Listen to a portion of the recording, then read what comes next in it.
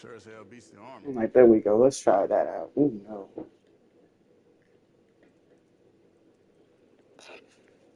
Okay, this could work.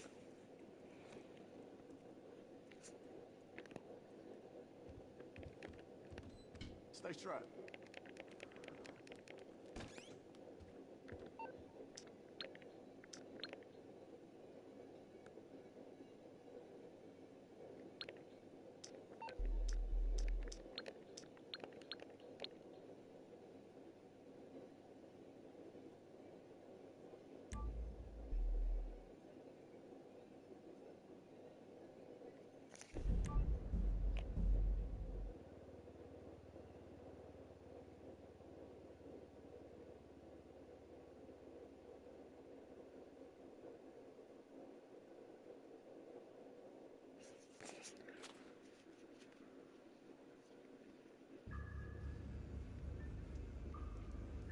Oh, Jesus, no.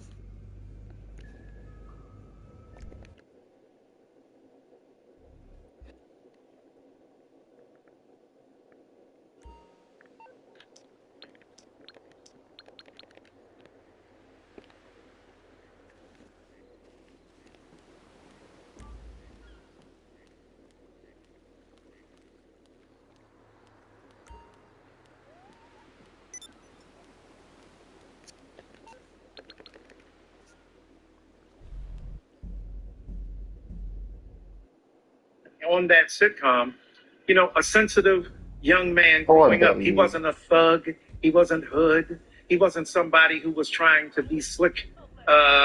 He was using his middle class status as both a badge of entitlement, but also of introspection. And the real Malcolm Jamal Warner said, "I'm a poet before I'm an actor." And as you've already cited some of his accolades, playing in the band that fused jazz and hip hop and the so on. He was a great poet. Yeah. He talked about ideals that were central to Black people. And also, he just was unapologetically, beautifully Black in his own way. What I loved was that he was so authentic, and I didn't know him personally, but I felt like I knew Theo, and we watched as a family in the 80s, watching The Cosby Show. And what you saw was that a young Black teenager had range of emotion, had feelings, had wit, had charm, had a powerful and resilient relationship with every member of his family. What did it mean to have a character like Theo on TV in the 1980s? Oh, it's incalculable because hip hop is leaving, right? The show ran from what, 84 to 92. Mm-hmm. So you're seeing, the birth of hip hop in 79 above ground. He comes in 4 years later, 5 years later, and then goes into the golden age in the 90s. He is a powerful, beautiful, emblematic expression of Black masculinity.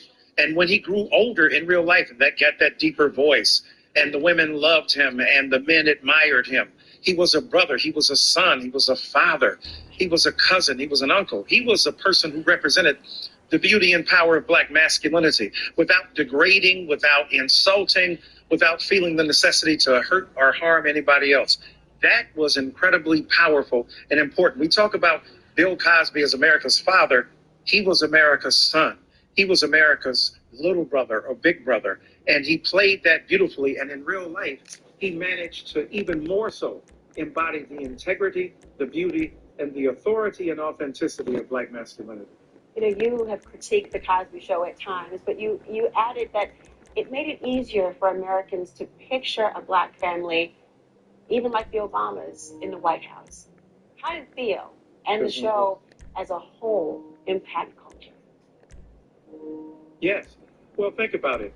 I mentioned hip hop, and the genius of hip hop is that, unlike the civil rights movement and generation, hip hop didn't cross over to the broader America, but it asked America to cross over to it. So it used its own vernacular, its own common language and colloquialism. What Theo did was more like Motown. Berry Gordy consciously pitched his audience to say that I'm going to appeal not only to African American people who are in the neighborhoods, but also to white ears that may not be used to Black America. What Theo managed to do was to balance both hip hop and Motown.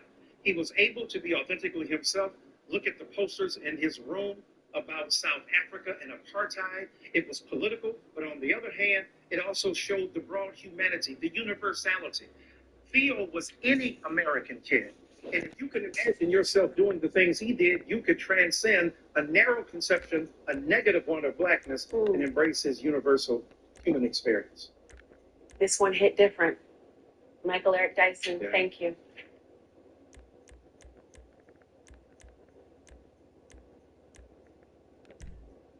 Human experience. This one hit different. Michael Eric Dyson, Yeah. thank you. Rest in peace, my man. Thank you all for watching. Anderson Cooper 360 is next.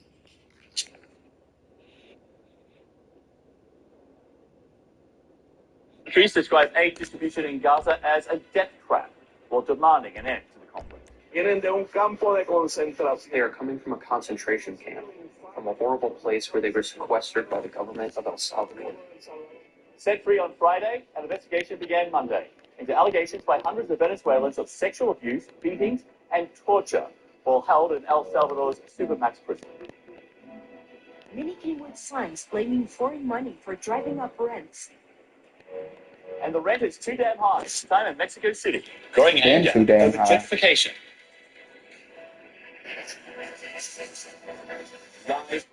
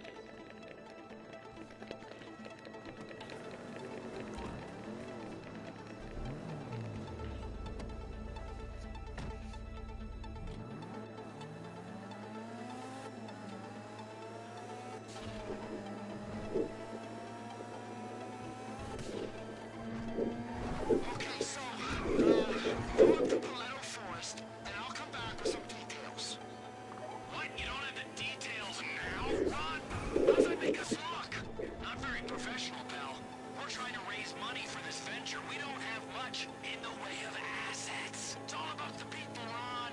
The investor's capital for human capital. And yours ain't worth very much. Like, fuck, this Series 8 funding is mostly gonna be stolen.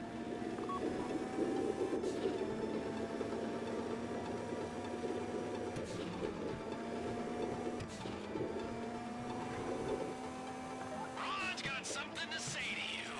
Okay, so this grass you're taking, it belongs to Valis from Davis in Los Santos. We're hearing all kinds of rumors about the operation they got out there. It's meant to be serious, you know? And well, Trevor's heard they got this big machine gun mounted on the bed of a pickup truck. He wants you to get it for him. I think you're the experts on that kind of thing, so I'll just leave it with you. Thank you, Ron. Be ready with this stuff from now on, okay? Or there won't be much use for you. You'll have to go down the well like what's his name, and you'll ruin the water supply for everyone.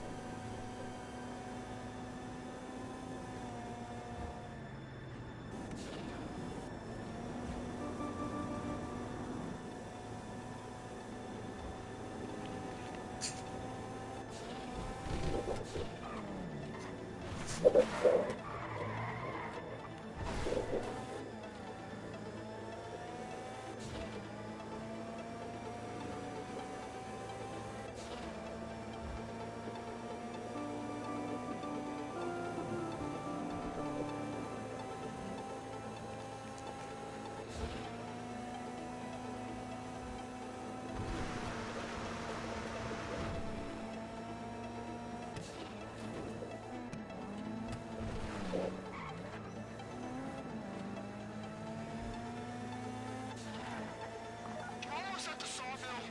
We need 2 of you on the hill, covering with long-range weapons, and 2 of you going in on the ground. Be careful. Well, you don't want to blow up the grass or that pickup truck for once.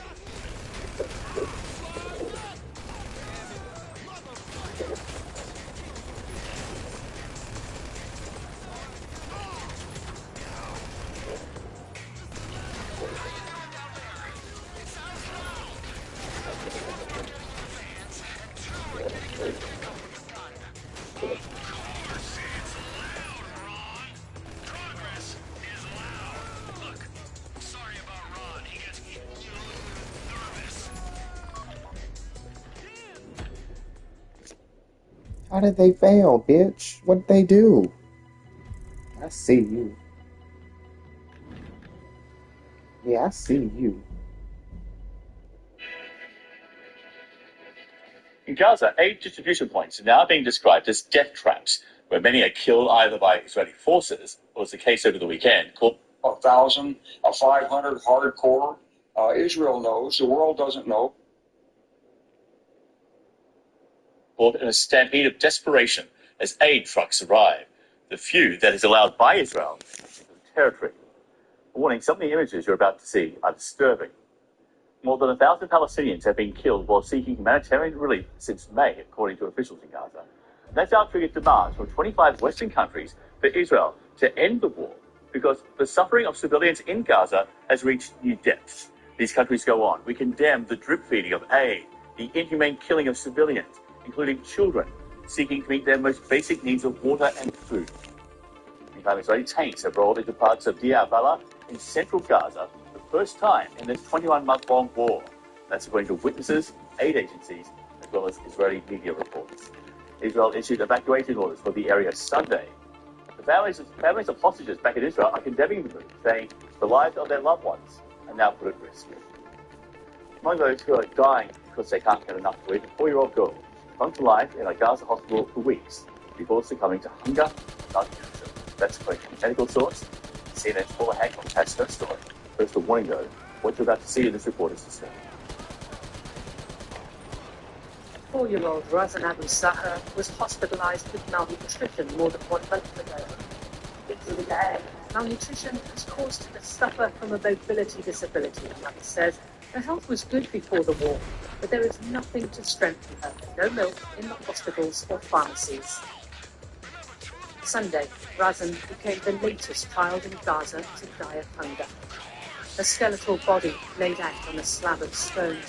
Painful proof the famine the UN and others have long warned about. It is shocking. It should not be surprising. In the space of 24 hours, 18 deaths were caused by famine, according to the Ministry of Health in Gaza. Yasser Ahmad was waiting at this soup kitchen since 6 a.m., desperate to take something home for his family of 12. Flour is expensive, he says. Everything is expensive. Where can you get food from? We don't know what we'll do yet. Eat each other? When his turn comes, the amount poured into his bowl is minimal. He walks the 4 kilometres back home. When his wife sees how little is in the pot, she starts crying. Is this enough for 12 people, she asks? Is it enough for a woman who is 7 months pregnant? Even a 1-year-old child wouldn't be satisfied by this. Pouring the watery soup into one bowl, the family eats together. The father allows himself just 1 spoonful, leaving the rest for his children and grandchildren. After this, he says he will go to another soup kitchen to see if he can keep starvation at bay for 1 more day. Israel says the military is working to allow and facilitate the transfer of humanitarian aid into Gaza, including food, adding there are trucks yet to be picked up by aid groups. The UN says Israel often denies permission to move aid or approves routes too dangerous to travel. Thousands across Gaza risk their lives every day in the search for food. At least 73 people were killed Sunday by Israeli gunfire or trying to access aid, according to the Palestinian Health Ministry. The IDF says it, quote, fired warning shots in order to remove an immediate threat posed to them. It cast doubt on the death toll. The UN says accessing aid has become a death trap. The UN World Food Programme says Gaza's hunger crisis has now reached new levels of desperation. Hospital officials say they're seeing an unprecedented number of starving citizens arriving at emergency departments. A man-made catastrophe that has been continuously warned about. No one can say they didn't see this coming. Paula Hancock, CNN, Abu Dhabi. For 4 decades, General Wesley Clark served in the U.S. military. He is NATO's former Supreme Allied Commander and founder of Renew America Together. Welcome back, George. Good to see you. Thank you. Good to be here. So a UN worker in Gaza described a situation like this. We're in the death phase. Everything around people at the moment is death. Whether it's bombs or strikes, children wasting away in front of their eyes from malnourishment, from dehydration, and dying. And those agency points operated by Israeli private organizations have been described as death traps as well. Now, Israel has every right to self-defense. Those rights usually come with responsibility. Are those responsibilities being met in Gaza? Do you see this as a strategic choice by the Israelis as part of a much wider military plan?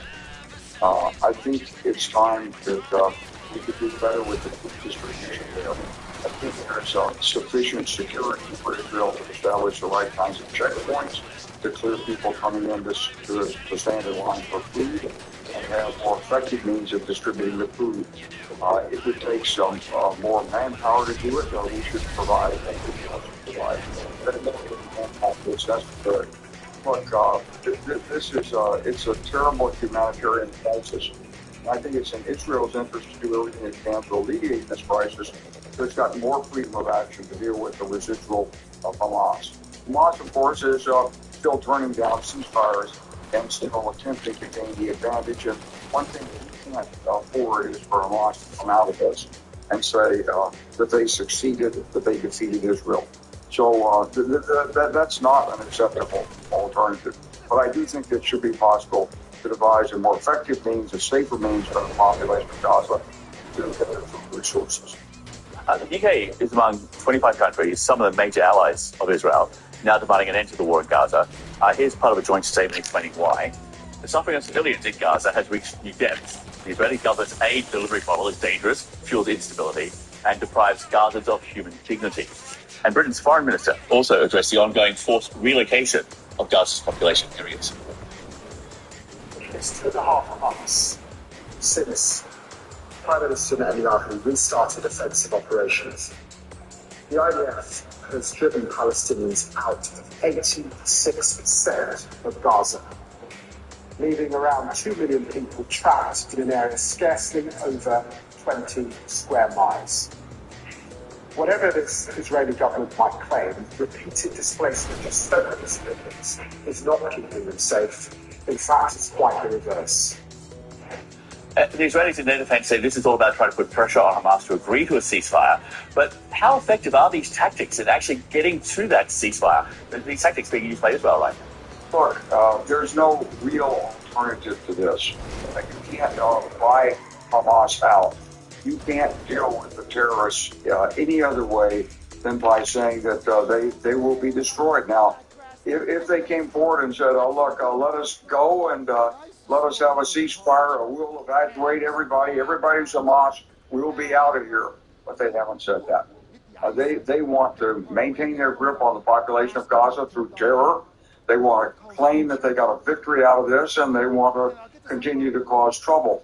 And how many are there? Is it 10,000 now, 1,000, 500 hardcore? Israel knows. The world doesn't know, but Israel is still taking casualties from these people with its soldiers. And I hope the majority, and I believe the majority of the people in Gaza are fed up with this. But on the other hand, Israel also has to establish a more effective means, a more secure means of getting food to the population. As someone who's been in charge of many successful military operations in the past, I'm just curious about how this tactic of controlling the food distribution, which is incredibly dangerous right now in Gaza, and the access of humanitarian supplies into the territory, how that gels with a military plan in defeating Hamas. Has there ever been a situation which you've seen where a successful outcome has been achieved by essentially denying the population adequate food supplies and making whatever food there is available, but in a very dangerous way? I think it's very, very difficult to separate Hamas from the population. That's the problem. And somehow the Israelis believe that their system of restricting access to food and causing people to come to certain distribution points will give them greater freedom of action elsewhere. They've already tried designating areas where the population has to move. Hamas moves into those areas as they knew it would. So this is a game of deadly violence by both sides, but it's Hamas that's provoked it and is using its own population in a totally immoral and illegal way as shields to defend its terrorist activities. That's a very important point and a very good one to finish on. So thank you for being with us, General Wesley Clark. Thank you, sir.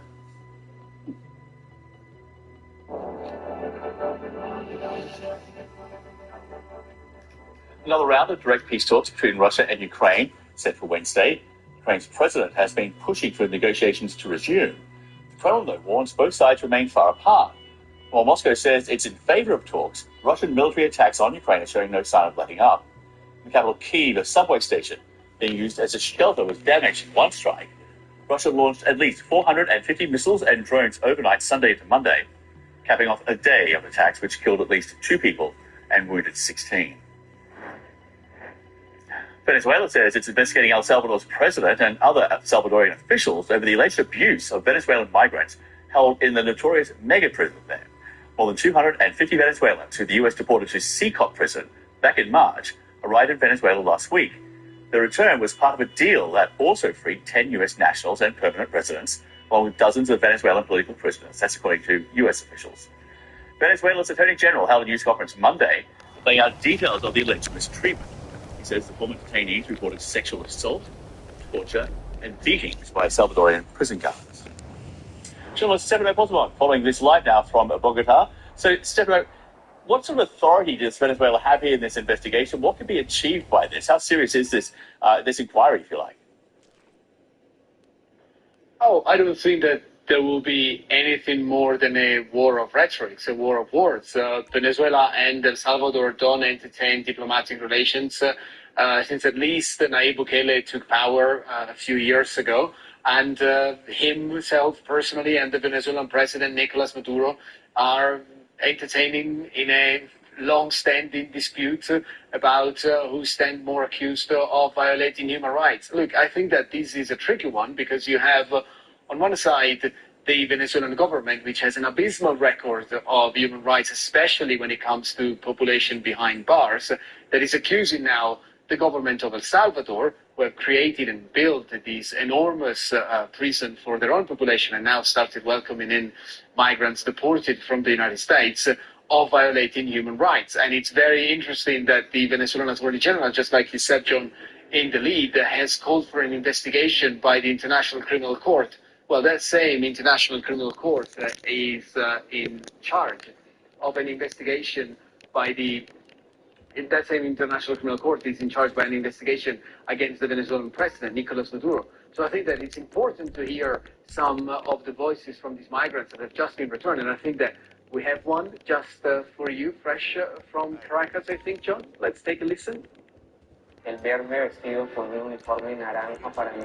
Seeing myself in an orange jumpsuit was a real shock for me. ICE officials, prison guards, managers, they all have tattoos with crowns, roses, clocks on their arms and legs, on their neck. It's contradictory. We Venezuelans are gangsters, but them, the Americans, are not. So those questions, of course, John, remain. Why have these people been apprehended and treated as criminals if we know that crossing into a country, albeit it's illegally, is not a criminal penalty? Well, so those are the questions that we have, and it's very interesting. It's nice to see images of migrants finally returned with their loved ones after spending months and months in a notorious prison in Central America. However, is the Venezuelan government entitled to conduct an investigation into another government's abuse against human rights? Well, there are doubts about it, perhaps, John. Especially coming from Venezuela. Stefano Pozzo there. Thank you so much. Live there. We'll take a short break. When we come back, two people who travelled from the US to China now being prevented from leaving that country. More on what led to the exit ban after a short break.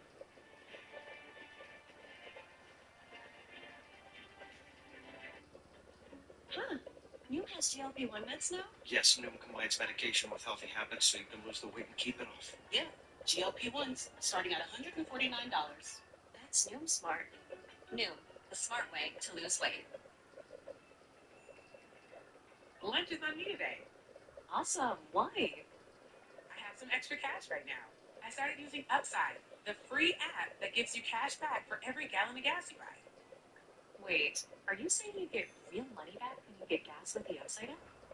Yes, I get real cash back every time I get gas. Does that actually add up to anything? I'll make around $200 to $300. Wow, that's serious extra cash. Right? You're putting gas in your car anyway. Why not get real cash back? It's like free money. I'm downloading the free Upside app now. Use this promo code and get an extra 25 cents a gallon cash bonus on your first tank.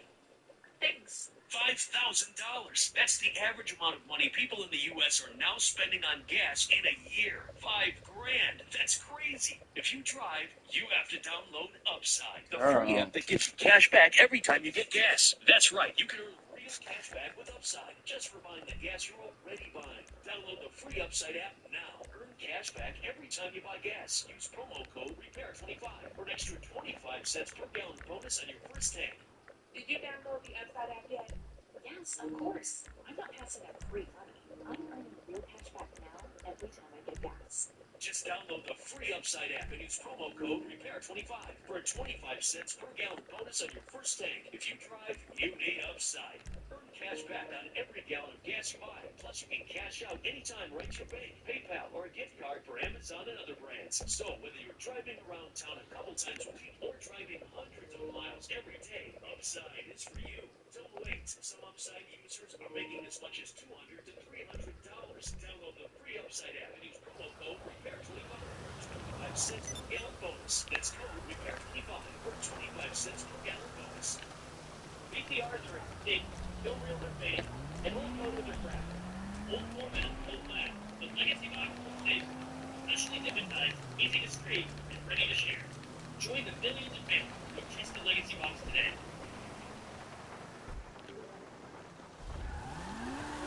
Precise designs, subtle curves, curated upgrades, elevated vision for thoughtful living. I'm gonna let you in on a little secret. Happiness. You wanna know how? Podcast Chasing Life. The secrets people around the world are living happy, healthy, extraordinary lives. Hear how they do it and the science behind why it works. Join me as I reveal their secrets and discover how we can chase life together. Listen to Chasing Life with me, Dr. Sanjay Gupta, wherever you get your podcasts. This is CNN.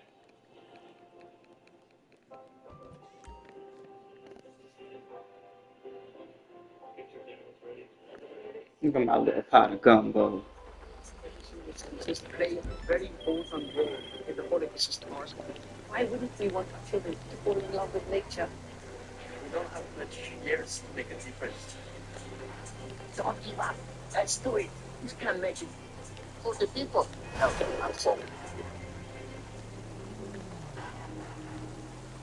Explore Africa with CNN, where 54 nations create the fabric of this rich continent.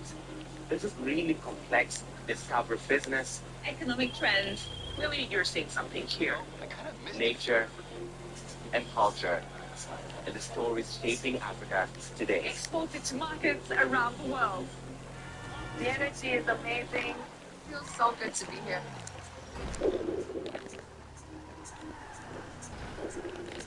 The US-based Wells Fargo banker who recently dealt with China is now being prevented from leaving. Officials in Beijing say the exit ban was ordered amid a criminal investigation. The details about the case and how the executive may be linked to it remain unclear. We did it, Joe. We did it. The CNN's released out live in Hong Kong for all the details. I mean, these exit bans happen from time to time, but what do we actually know why it's being put in place this time? Well, this is what we learned from China on Monday, that China has placed an exit ban on a Wells Fargo executive, and this is linked to an ongoing criminal investigation. Separately, we've also learned that the U.S. Embassy in Beijing has confirmed, sorry, I'm getting some sound coming back right here, that a Chinese American working for the Commerce Department has also been blocked from leaving China. And all this is just amplifying concerns about the risks of traveling to and working in the world's second largest economy. On Monday, we heard from the Ministry of Foreign Affairs. They talked about the Wells Fargo case, and this is something that we heard from the spokesperson that was bringing it up for you, saying this, quote, Ms. Gao Chenyuan is involved in a criminal case being handled by Chinese authorities who have lawfully imposed exit restrictions on her. According to Chinese law, the case is under investigation, and Ms. Gao is temporarily unable to leave the country and is obligated to cooperate with the investigation, unquote. The details of the criminal case are not clear, and this is what we know about Mao Chenyuan. She was born in Shanghai. She's based in Atlanta, Georgia.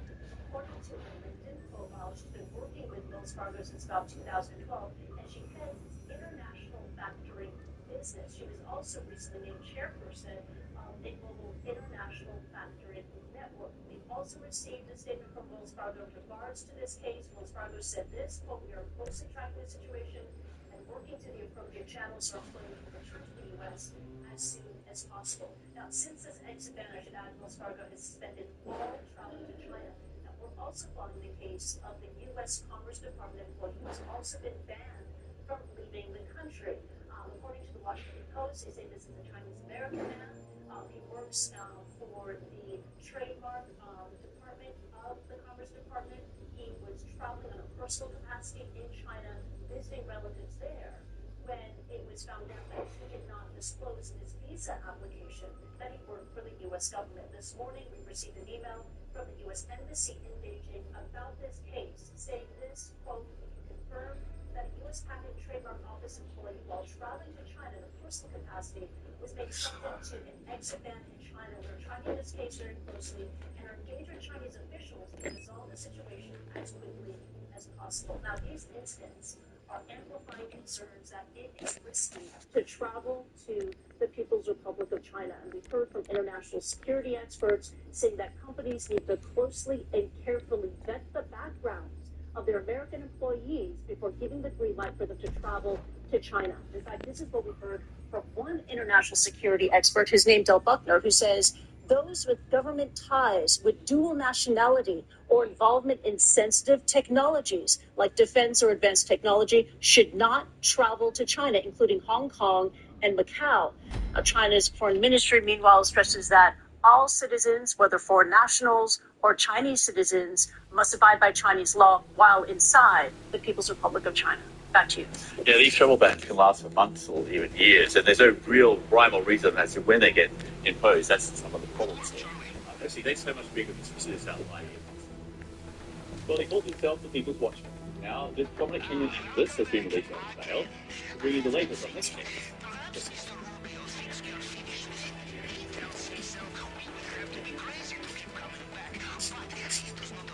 Literal sour grapes. Wei Liu is the co-founder and COO of KKday, an e-commerce travel platform founded in Taiwan. Customers can book dining, accommodation, transport, and special tours to the website and app.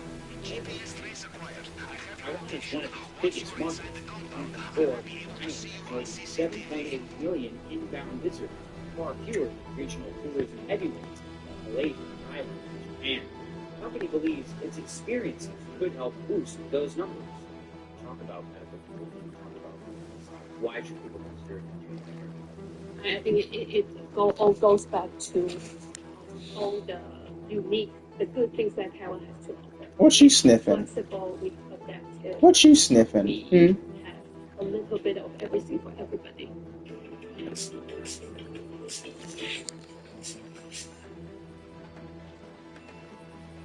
Lunch is on eBay. Awesome. Why? I have some extra cash right now. I started using Upside, the free app that gives you cash back for every gallon of gas you buy. Wait, are you saying you get real money back when you get gas with the Upside app? Yes, I get real cash back every time I get gas. Does that actually add up to anything? I'll make around $200 to $300. Wow. Serious extra cash. Right? You're putting gas in your car anyway. Why not get real cash back? It's like free money. I'm downloading the free Upside app now. Use this promo code to get an extra 25 cents a gallon cash bonus on your first tank.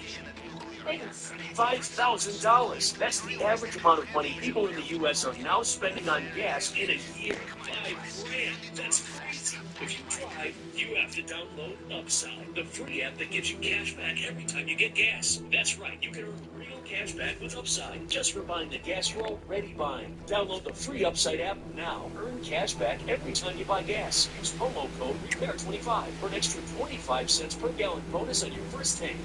Did you download the Upside app yet? Yes, of course. I'm not passing up free money. I'm earning real cash back now every time I get gas. Just download the free Upside app and use promo code REPAIR25 for 25 cents per gallon bonus on your first tank. If you drive, you need Upside. Cash back on every gallon of gas you buy. Plus, you can cash out anytime right to your bank, PayPal, or a gift card for Amazon and other brands. So, whether you're driving around town a couple times a week or driving hundreds of miles every day, Upside is for you. Don't wait. Some Upside users are making as much as $200 to $300. Download the free Upside app and use promo code REPAIR25 for a 25 cents per gallon bonus. That's code REPAIR25 for a 25 cents per gallon bonus. What does it mean to be outside? It's going there. We are just about 3 miles from the Gaza border. It's context and curiosity, so you can be out front too. Let's go out front. Out front. Tonight on CNN. Okay, next up. I'm Ben Wiedemann in Rome, and this is CNN.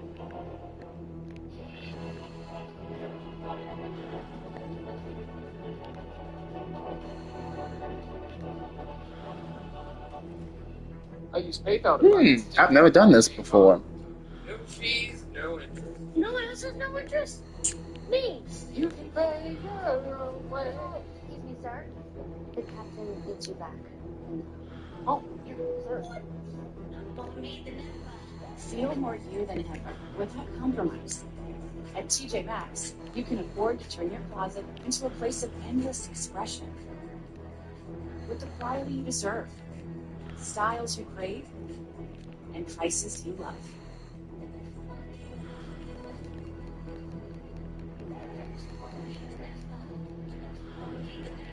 Max, what makes you, you. Showtime! Same thing this summer with the bundle that has something for everyone. Here we go, boys. Disney Plus, the ESPN Plus bundle. This is awesome. Get it all for less with plans starting at just $16.99 a month. I'm Christy Lou Stout in Hong Kong, and this is CNN.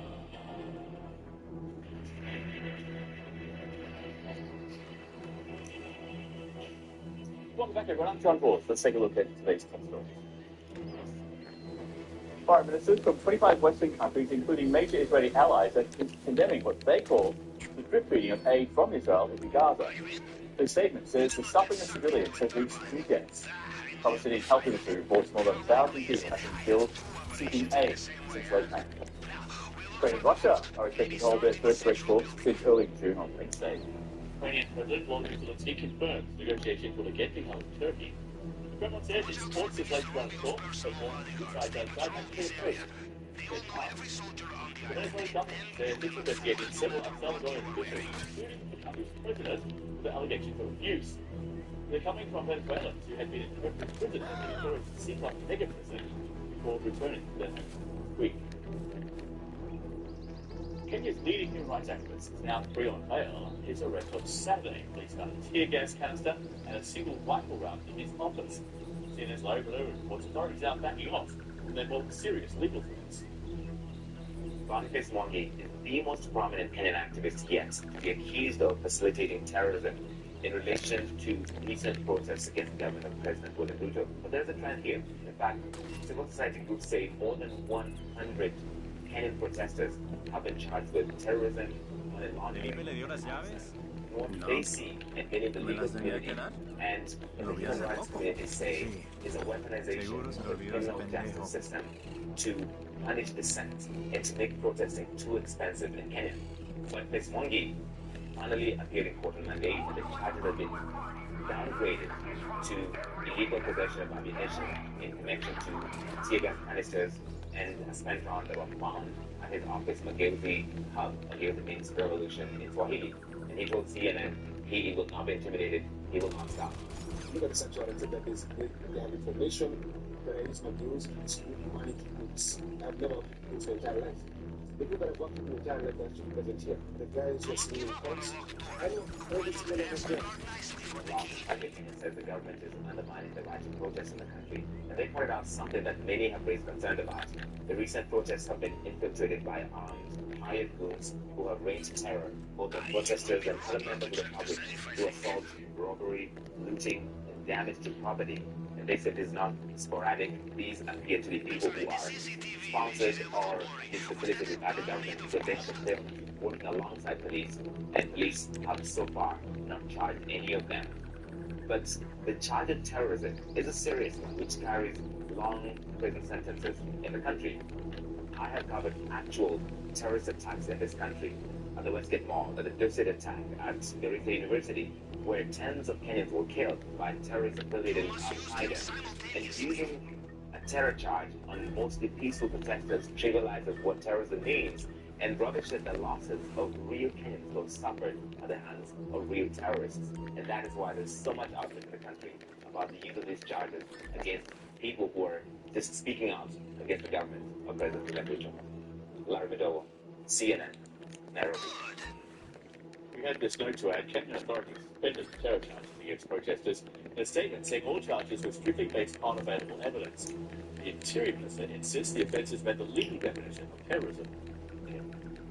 With a short break, we'll come back. Protesters in Mexico City say the cost of living is skyrocketing and they can't afford to continue living in their own homes. Some are now taking violence as demonstration grows.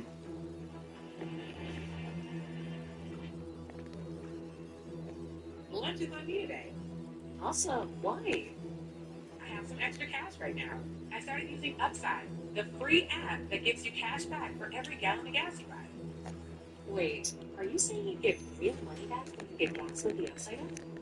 Yes, I get real cash back every time I get gas. Does that actually add up to anything? I'll make around $200 to $300. Wow, that's serious extra cash. Right? You're putting gas in your car anyway. Why not get real cash back? It's like free money. I'm downloading the free Upside app now. Use this promo code and get an extra 25 cents a gallon cash bonus on your first tank. Thanks. $5,000. That's the average amount of money people in the U.S. are now spending on gas in a year. $5 grand. That's crazy. If you drive, you have to download Upside, the free app that gives you cash back every time you get gas. That's right. You can earn real cash back with Upside just for buying the gas you're already buying. Download the free Upside app now. Earn cash back every time you buy gas. Use promo code REPAIR25 for an extra 25 cents per gallon bonus on your first tank.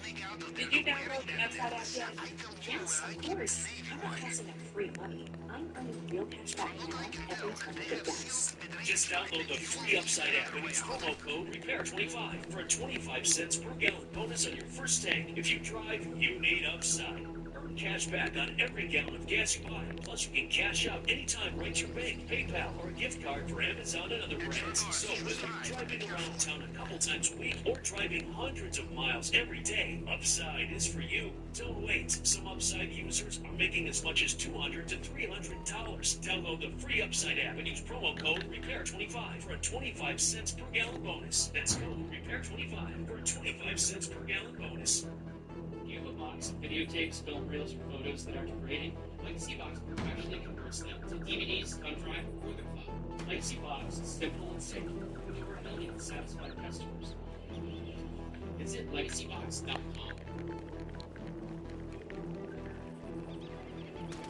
Precise designs, subtle prints, curated upgrades.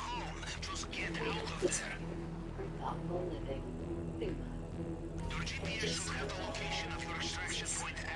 I went straight to Tokyo to the enchanting landscapes. Come explore Japan with CNN. Immerse in Japan and experience the best of this rich nation. Desire to create timeless beauty. An epic adventure to Japan to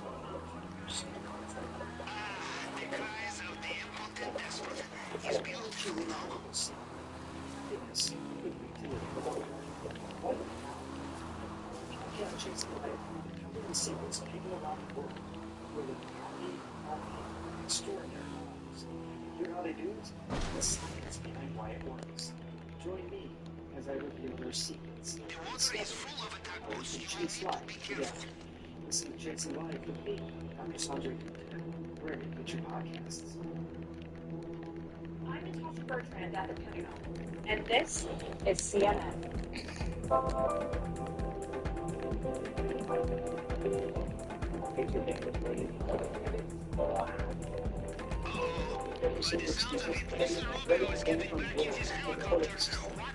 Why wouldn't we want to contribute to falling in love with nature?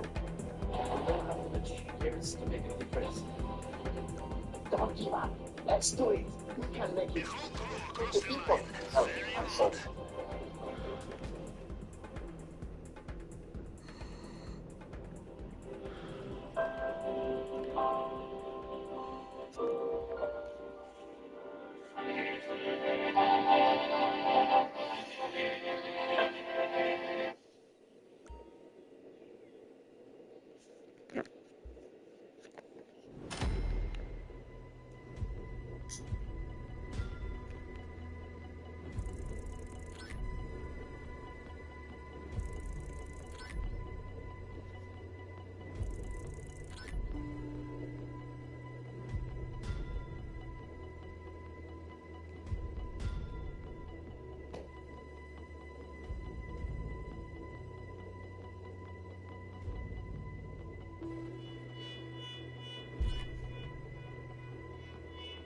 Oh well.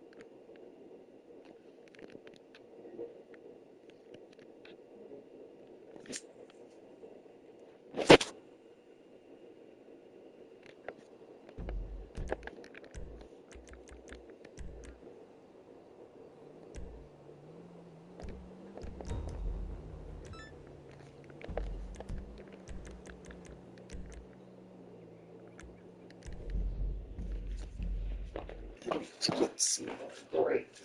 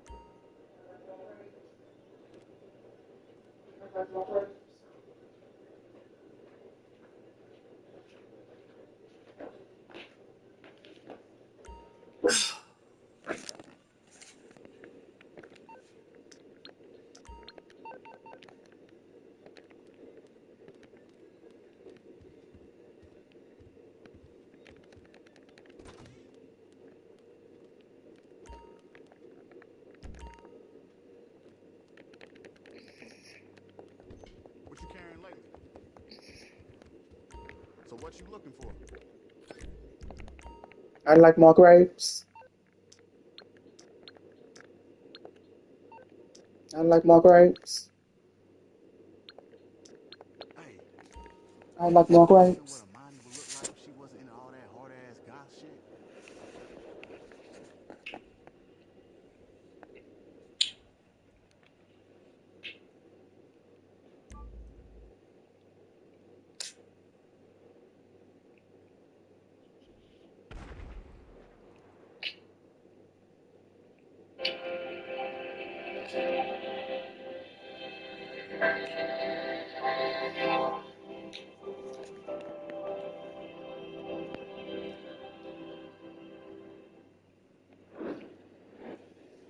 Mexico's president is condemning protesters who set fire to books at a university over the weekend. Many are complaining about gentrification, especially by cashed-up foreigners, which is leading to housing inequality in Mexico City. But President Gloria Sheinbaum compared those burning books to fascists, saying acts of violence will not be tolerated. CNN's Valeria Leon has more. In Mexico City, anger over housing costs spilled into the streets again Sunday. It was the second protest in less than a month, part of a growing movement against gentrification that's been building in the past year. Many came with signs blaming foreign money for driving up rents and pushing locals out of their own neighborhoods. They suddenly can't afford to live in the area anymore, this man tells me, They have to move farther away to places that are even more vulnerable. With housing out of reach for many Mexico City residents and a visible influx of tourists and digital nomads in some of the capital's most desirable neighborhoods, foreigners have found themselves in the eye of the storm. We depend a lot to defend our roots, a law that defends housing as a common good. Protesters insisted the march was peaceful. We just want to express how we feel. We're not here to do anything wrong. We're here to prevent that. But the Contemporary Art Museum inside Mexico's most prestigious public university was vandalized. Mexican President Claudia Sheinbaum condemned the violence. There are some actions we don't agree with, and we will never agree with, Sheinbaum said. A small group, just a tiny part of one of the demonstrations, entered University City, broke the windows of a bookstore, and burned books. But these protests reflect more than a single march. The city's housing tensions have been escalating for years. Since the COVID-19 pandemic, thousands of foreign remote workers or digital nomads have relocated to Mexico City, pushing up demand for housing in some of the city's most attractive areas. And where demand is high, prices soar. The price of rentals has gone really, really high in the last couple of years since the pandemic started. We have seen that a lot of our green areas or parks or natural reserves have been started to be destroyed because people are willing to build these big condominiums with a lot of apartments. And as Mexico City prepares to co-host the 2026 World Cup, officials promise an inclusive event for all. But for many locals, the worry is that the event's global attention and investment could speed up the very changes they're promoting. Bro, you're not fall. CNN, Mexico City. Thank you for watching CNN News. I'm John Voss. I'll be back with more news at the top of the hour. In the meantime, please stay with us. More sports starts after a short.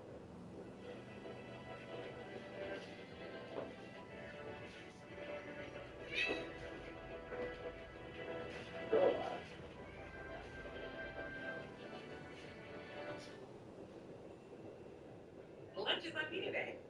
Awesome. Why? I have some extra cash right now. I started using Upside, the free app that gives you cash back for every gallon of gas you buy. Wait, are you saying you get real money back when you get gas from the Upside app? Yes, I get real cash back every time I get gas. Does that actually add up to anything?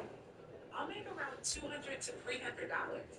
Wow, that's serious extra cash. Right? You're putting gas in your car anyway. Why not get real cash back? It's like free money. I'm downloading the free Upside app now.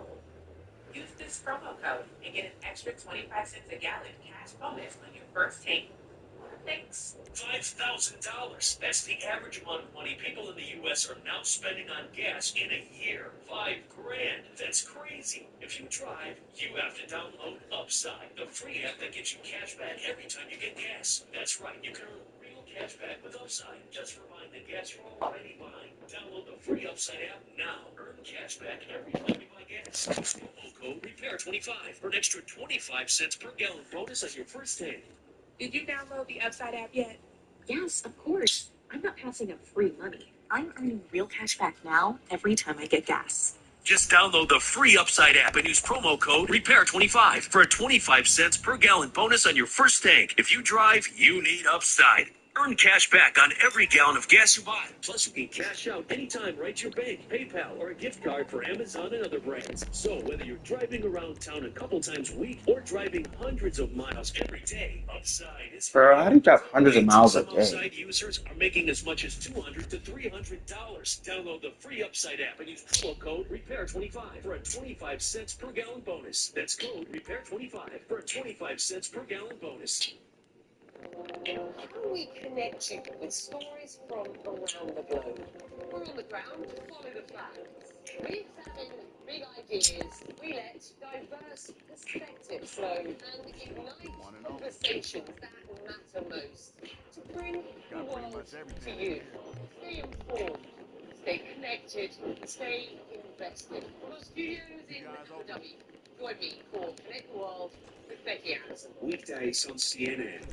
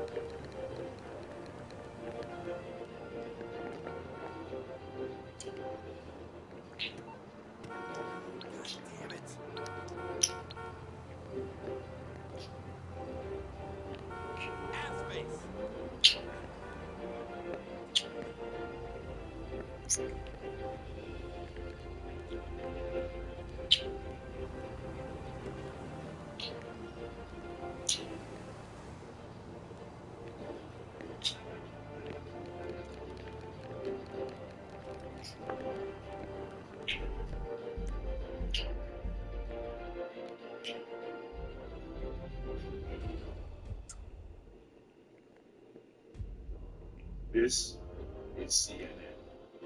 Doable.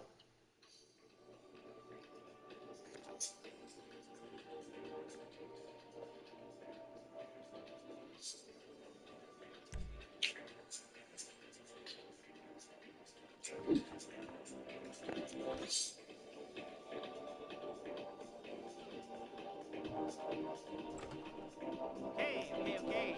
So, are you ready? This should be pretty easy. I've kept it simple since you all seem pretty simple. In a good way. In a good way. In a good, straight ahead, low IQ kind of. No, let's stop it. It's the new meds. Okay, armed robbery. Here we go. Whew. Here it is. Keep it simple. You go in heavy. You go in well armed. Some of you will do crowd control. The vault team will go downstairs, blow the first vault door with the thermal charges, then use the card to get into the network with the second vault door. And then scout. You'll have about 2 minutes before every cop in town is waiting for you outside the bank. So you move fast. You get on the bikes, you split, and we meet at the rendezvous point, okay? Good luck. Reach isn't talked about much, but that's what my podcast is all about. Join me and my guests for a new season with new conversations about loss, life, and love. All There Is with Anderson Cooper. Listen wherever you get your podcasts. Why, particularly in Gaza, why is leadership failed here? Selfish, short-term interest. The allegations, this is chilling, stomach-churning stuff. Yes, it is. What happens, Maria Machado, what happens if you're arrested? Well, we're taking one day at a time. What would it take, Mr. President, for Serbia to acknowledge Kosovo's independence? And it is here, on these grounds, St. Peter's Square, that his funeral will be held. This is what 18 months of war has done for the children of Gaza. Where do you find empathy with some of these autocrats? Have you used ChatGPT to write any songs? Not yet. The genocide in Rwanda made you almost quit photography. Tell us about that moment. How does this story shape all of you who are the future?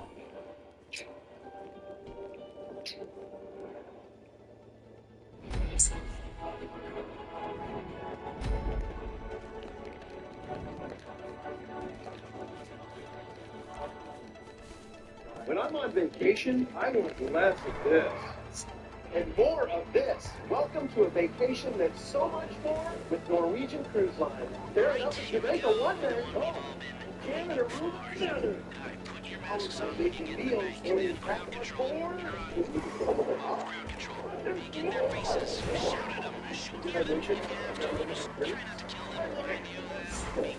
Experience more with Norwegian.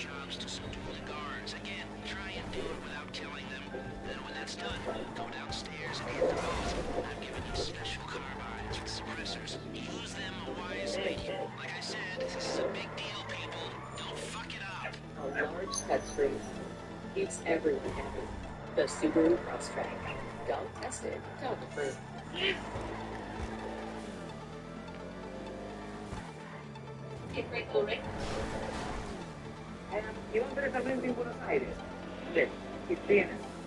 Obviously, they got fused together. Freezing process, I'm assuming. The slow burn of international outrage heats up over Israel's war in Gaza. Ahead this hour on CNN News. Countries say the suffering of civilians in Gaza has reached, quote, new depths. More than 24 countries describe aid distribution in Gaza as a death trap, or demanding an immediate end to the conflict. They are coming from a concentration camp, from a horrible place where they were Cut it out. Hey! From one serial human rights abuser to another, Venezuela says it's investigating El Salvador's president where it claims hundreds of Venezuelans were abused while being held in the notorious Secret prison. Military signs blaming foreign money for driving up rents. And yes, the rent is still high, this time in Mexico City, where there's growing anger over gentrification. Live from Atlanta, this is CNN News with Tim Boyce. The Gaza seeing Palestinians now facing a choice. It's a very real prospect of death at a food distribution site, face the possibility of starting to death at home.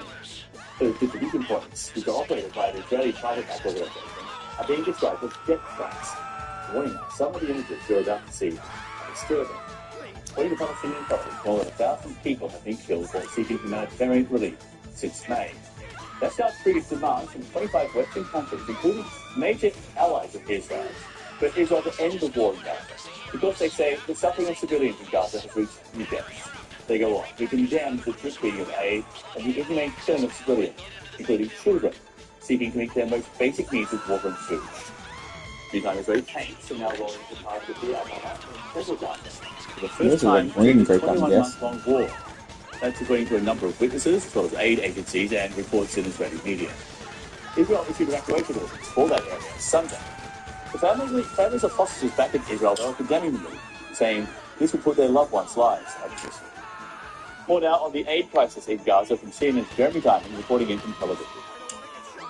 It marks the latest instance of Israel's growing isolation on the world stage. I mean, these are not frequent critics of Israel, the countries that have come out here. More than 24 Western countries led by France, the United Kingdom, Canada, and the language that they are using is quite stark, and it speaks to the undeniable nature of what we are seeing on the ground right now. As these countries say, the suffering of civilians in Gaza has reached, quote, new depths. They call this Gaza Humanitarian Foundation aid delivery model spearheaded by Israel itself, quote, dangerous, and they say that it fuels instability and deprives Gazans of human dignity. They are squarely placing the blame of the humanitarian crisis that is now unfolding inside the Gaza Strip at Israel's feet. And indeed, it is Israeli restrictions on humanitarian aid. Israel's mode of delivery through this GHF foundation, the restrictions on the amount of aid that the United Nations and the traditional humanitarian aid groups can bring in, it is all of that that is fueling what we are seeing inside of Gaza right now. Not only the fact that just this week we saw 76 cut it out. since the beginning of the war died due to malnutrition, but in addition to that, more than 1,000 people now who have been killed by violence near these aid sites, largely by Israeli fire directed at crowds of hungry Palestinians trying to make it to these aid sites. And at this point, the Israeli military isn't even denying that it's opening fire on these groups altogether. They call them, quote-unquote, warning shots, but they acknowledge that people have been killed as a result of these warning shots. They do dispute the total death toll numbers. They say that it's not as high as what's being claimed on the ground. But the bottom line is that, whereas 8 weeks ago when this violence first began near these Gaza Humanitarian Foundation aid sites, the Israeli government, the Israeli military were all denying that it had happened. Now it's become an almost daily occurrence. You know what? You gonna stop. Altogether, it simply doesn't seem like anything that is going to get stopped. We're not doing this. Agreement, which would not only stop the shooting, stop the bombardments of Gaza, bring out dozens of hostages, but in addition to that, would also allow for an enormous surge of humanitarian aid, which, as we can see right now, is desperately needed. Iyad Alami is a humanitarian coordinator for several NGOs and representative of the Global Gaza Relief Agency. He joins us now live from Deir al-Balah in Gaza, in central Gaza. Thank you for taking the time to speak with us. Thank you very much. Thank you for hosting me. What is the very latest on that Israeli ground operation? We've had reports that the tanks have been rolling in, they've been seen there. But how did that operation actually, the defensive operation, begun? The repeated order for evacuation is still ongoing here in Gaza. And the newest one is for the Deir al-Balah town. This is the evacuation order they implemented the new enclave to the southeast area of the Deir al-Balah, and this incursion is a water circulation more and more.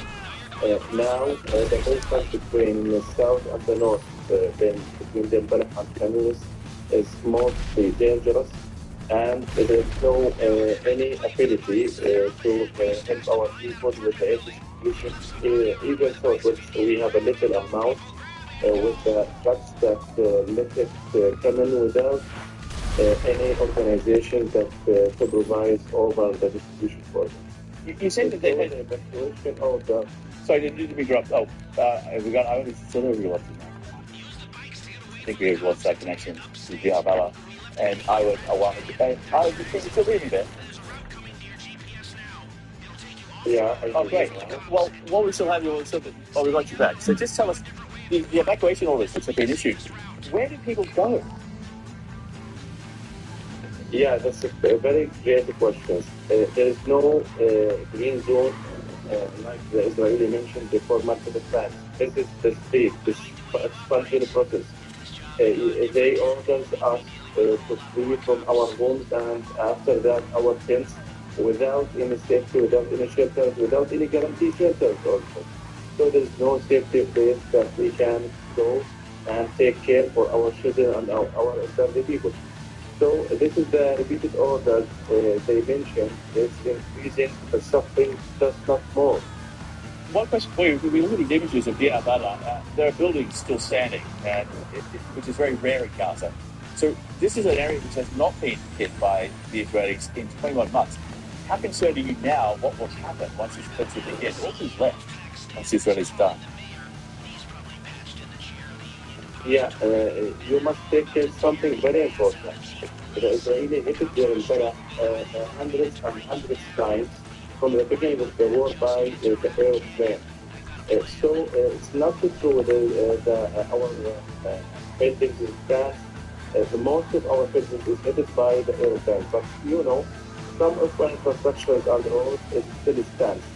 But if they do the full incursion of Deir al-Balah, they would do implementing for everything here, something what happened to the Rafah and Khan Yunis and the road of the Gaza.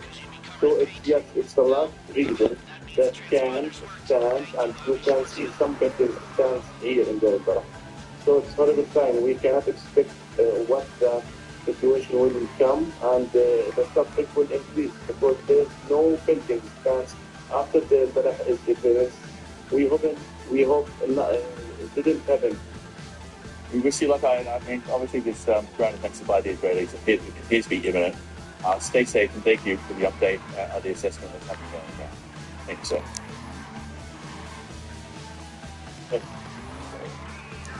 Another round of direct peace talks between Russia and Ukraine set for Wednesday. Ukraine's president confirms the negotiations will again be held in Turkey. The Kremlin is warning both sides remain far apart, while Moscow says it's in favor of talks. There's been no sign of any let-up in Russian attacks on Ukraine.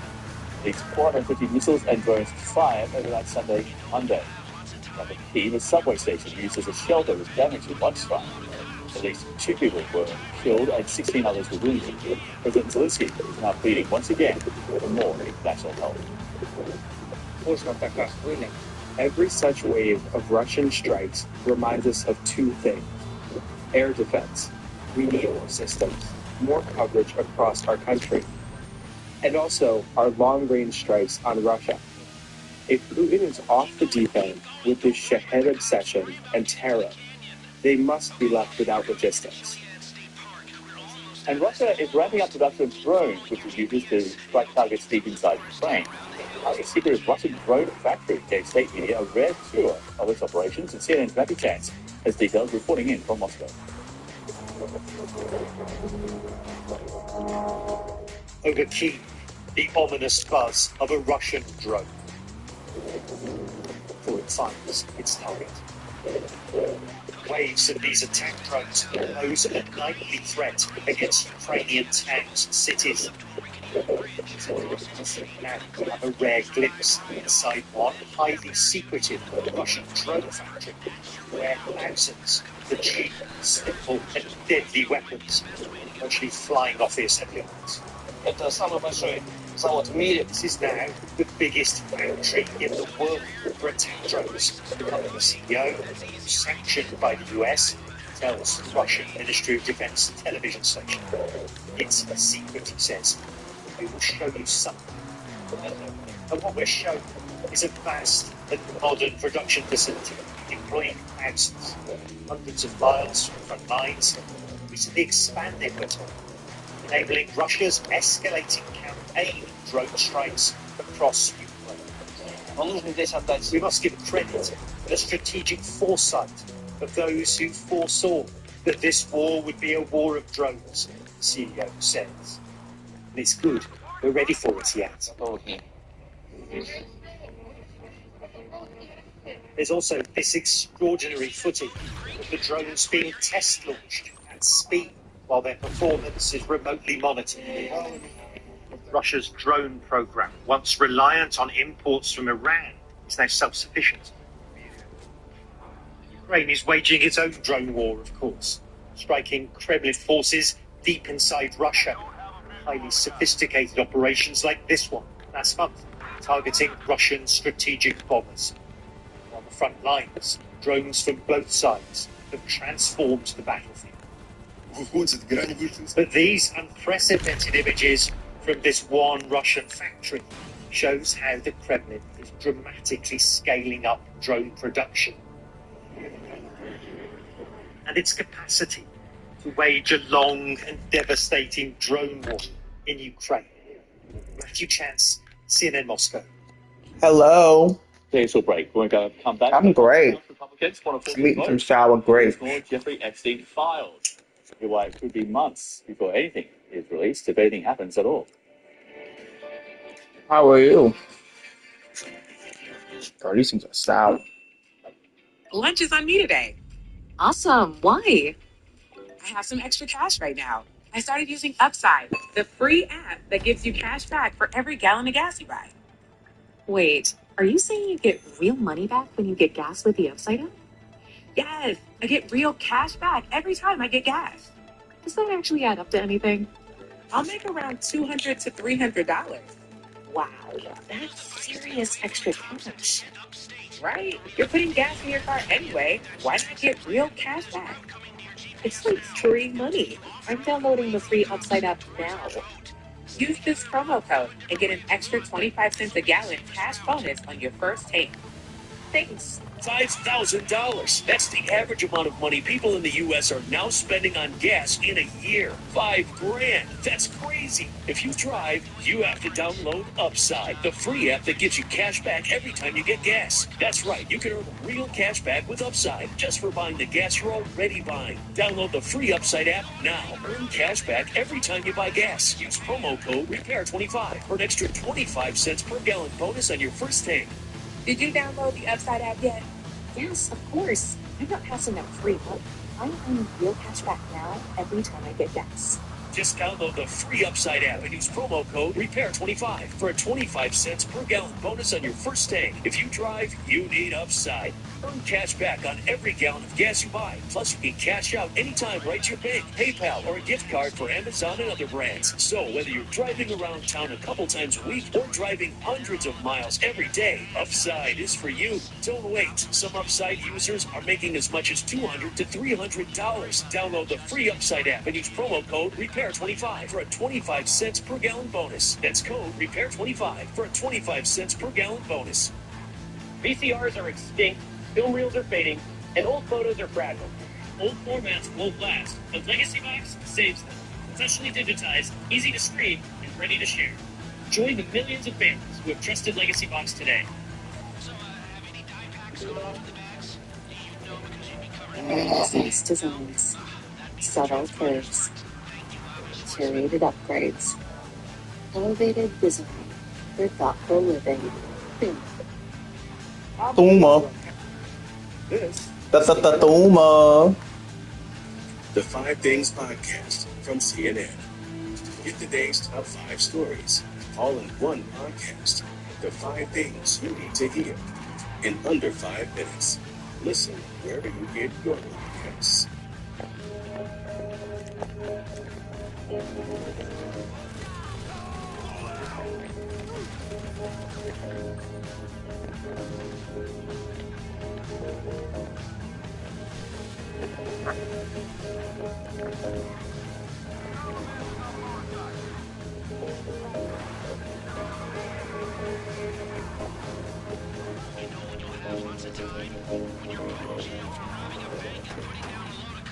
Laura Coach Live, we cover it all, from legal battles. At least one juror has now been excused. Political showdowns, How much do you think that weighs on the president? and the conversations in between. Wayne from Washington. Wayne, what's your question? Will you take this all the way to the Supreme Court? I'm not refuting a syllable of what you said. What do you say to people who are looking to find their voice? All the news, all Laura Coach Live, tonight on CNN.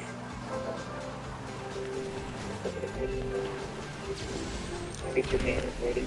Ready? Every single excuse is very bold on board with the political system. Why wouldn't we want our children to fall in love with nature? We don't have to yes to make a difference. That's great. You can make it for the people. Oh, I'm sorry.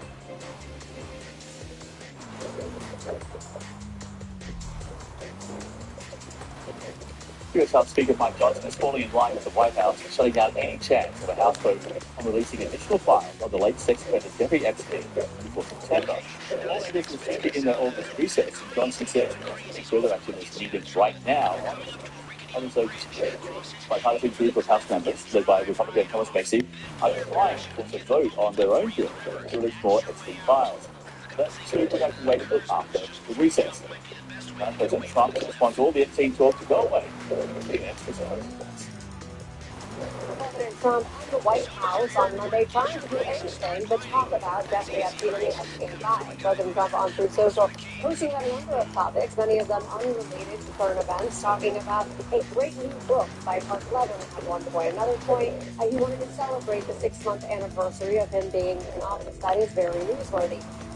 Then over the weekend, weighing in on the Washington whatever, simply trying to get the Washington man to change their maybe back to the Washington Redskins. But on Monday, he even weighed in on the plea deal struck by the Idaho murderer. We did catch up with Carolyn Levitt, who was doing an interview. We asked her a few questions about the Epstein files, and she punted to the Department of Justice and to the FBI, saying that President Trump has directed them to release anything that they deem credible, which of course still raises the question, what exactly is credible and who gets to determine what that looks like? And answers like this are not appealing and not appeasing President Trump's base and these MAGA loyalists who say they want more information. Even on Monday night, Republican Senator Josh Hawley told our Mani Raju that constituents had been calling him and that he was of the mind they should just release whatever they could, anything that was unrelated to the case, any kind of evidence or any part of the investigation, because that is what his constituents were calling and telling him they wanted to see. Kristen Holmes, CNN, the White House. And we will stay with the story a little longer, live to Los Angeles, and civil rights attorney and legal affairs commentator Arima Martin joins us. It is good to see you. Hey, John. Okay, so amid all the conspiracy theories about Epstein, there's a lot we don't know, but we do know this. There are potentially hundreds of young women and girls, some as young as 11, who were sexually abused by Epstein. And we know he's been accused of this: rape, sexual abuse, sexual assault, false imprisonment, unlawful sex with minors, solicitation of a prostitute, procuring a minor for prostitution, sex trafficking. And his victims were taken to Epstein's Island, which is also nicknamed apparently by the locals Pedophile Island, under the false premises of a modeling career, work, or educational opportunity. They're often held there against their will. So right now, who's looking after them? Why are their voices not being heard in all of this? It doesn't appear, John, that anybody is looking out for the victims. What now is happening is this complete cover-up by the White House after Trump and MAGA loyalists promised that the Epstein files would be released. We remember his attorney general and top FBI agents accusing the Democrats of covering up the Epstein files and saying that once Trump was elected into office that he would make these files public. Now to have him walk back, it's a roller coaster ride, to be honest with you, for these victims. They are being traumatized all over again. And it doesn't seem to be any end in sight because rather than make good on the promises that Trump and his administration made, they are now basically trying to tell the American people that there's nothing there, that there's no there there. Unfortunately, Republicans and Democrats are pushing back, are resisting efforts to detract and to deflect what is obviously a very serious matter for this White House. And according to a sealed indictment, this is how Epstein worked. He would give the victims hundreds of dollars in cash. Moreover, and in order to maintain and increase his supply of victims, Epstein also paid certain of his victims to recruit additional girls. How important is it right now to not forget that in large part, Epstein was a child sexual abuser on an industrial scale. He did this for decades, and it raises questions of how did he get away with it? Because he knew a lot of famous people on both sides of politics.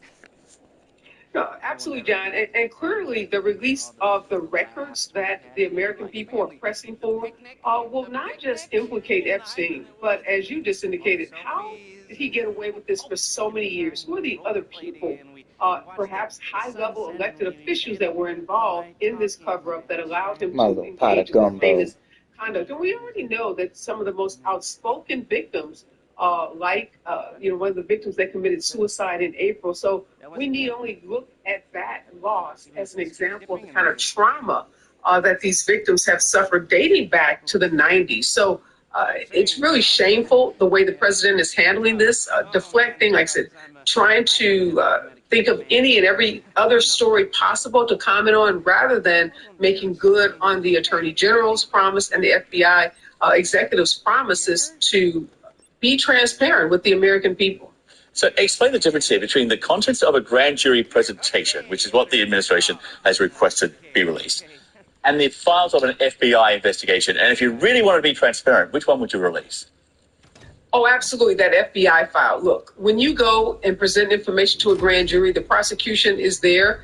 There is no defense attorney in those grand jury rooms. So basically, the prosecution presents just enough evidence in order to get a determination by a grand jury to move forward with criminal charges. And, you've heard the joke that you can indict a paper bag in a grand jury. So those grand jury records, to the extent they ever get released, are not going to be nearly as comprehensive as the FBI investigation of Epstein and those involved with him.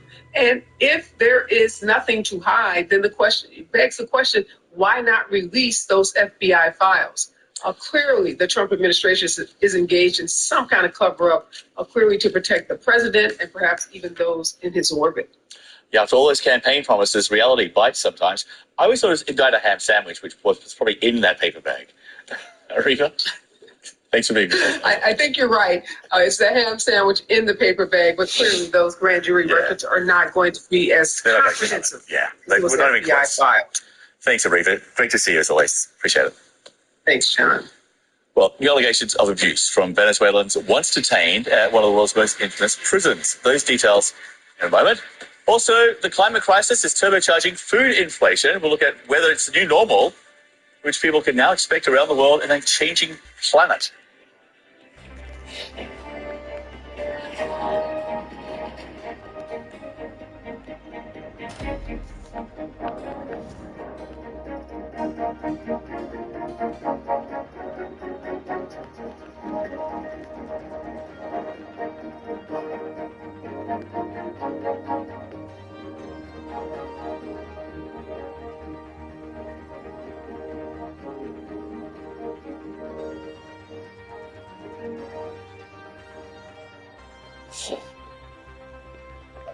Lunch is on me today.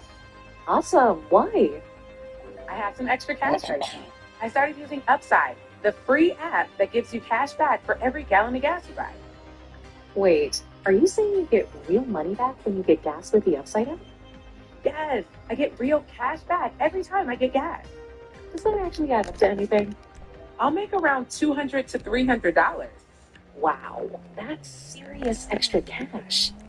Right? You're putting gas in your car anyway. Why not get real cash back? It's like free money. I'm downloading the free Upside app now. Use this promo code and get an extra 25 cents a gallon cash bonus on your first tank.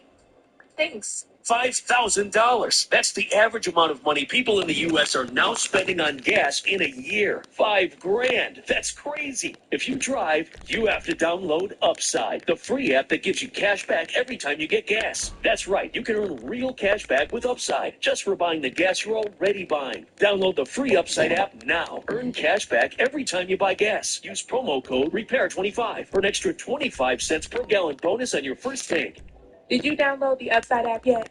Yes, of course. I'm not passing up free money. I'm earning real cash back now every time I get gas. Just download the free Upside app and use promo code REPAIR25 for a 25 cents per gallon bonus on your first tank. If you drive, you need Upside. Earn cash back on every gallon of gas you buy. Plus, you can cash out anytime right to your bank, PayPal, or a gift card for Amazon and other brands. So whether you're driving around town a couple times a week or driving hundreds of miles every day, Upside is for you. Don't wait. Some Upside users are making as much as $200 to $300. Download the free Upside app and use promo code REPAIR25 for a 25 cents per gallon bonus. That's code REPAIR25 for a 25 cents per gallon bonus. Grief isn't talked about much, but that's what my podcast is all about. Join me and my guests for a new season with new conversations about loss, life, and love. All There Is with Anderson Cooper. Listen wherever you get your podcasts. It's CNN.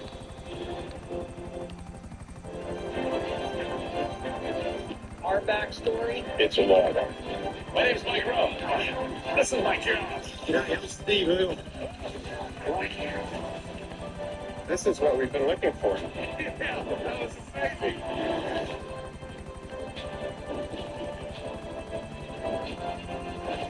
You never know what you're going to find. It might just change your life.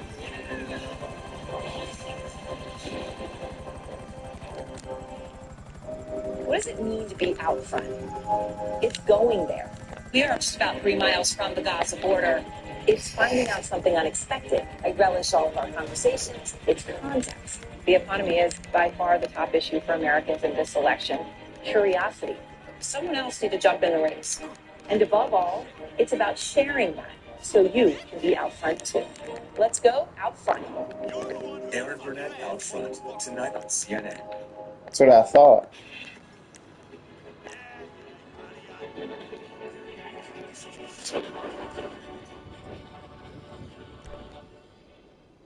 The next legendary big league is here. Athletes Unlimited Softball League. The best players on the league's biggest stage. This is legendary. AUSL on the networks of ESPN. Save big this summer with a bundle that has something for everyone. Here we go, boys. The Disney Plus, Hulu, and ESPN Plus bundle. Isn't this awesome? Get it all for less with plans starting at just $16.99 a month.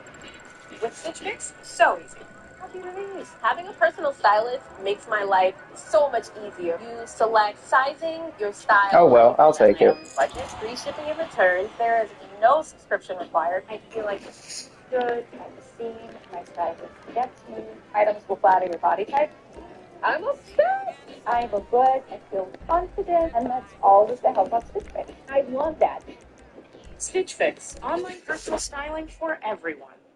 I'm Patrick Ottman in Havana. This is CNN.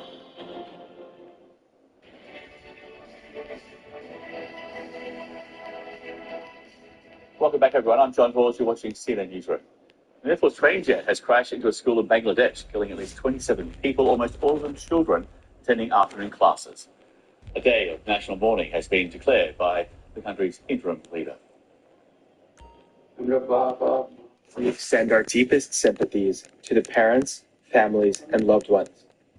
Every child in Bangladesh is your child. Please try to find comfort among yourselves. We are all trying to comfort one another. What a tremendous tragedy this is. We are with you. The entire nation stands with you. The pilot also did not survive the crash. His plane went down in the northern part of the capital, Dhaka, as journalist Vedika Sood reports. A devastating tragedy has unfolded in Bangladesh's capital, Dhaka. A military training jet crashed into a school in the city's northern suburbs Monday afternoon local time, what appears to be country's deadliest air incident in recent memory. The impact sparked a massive fire, with thick black smoke billowing over the area, as seen in dramatic footage emerging from the crash site. Authorities say the pilot was among those killed. The aircraft reportedly slammed into a two-story building housing the school that caters to children between the ages of 4 and 18. Emergency crews were rushed to the scene within minutes, dousing the blaze and attempting to rescue those trapped in the wreckage. According to eyewitnesses, a loud explosion was followed by huge plumes of ash and smoke rising from the site. The country's interim leader, Mohammad Yunus,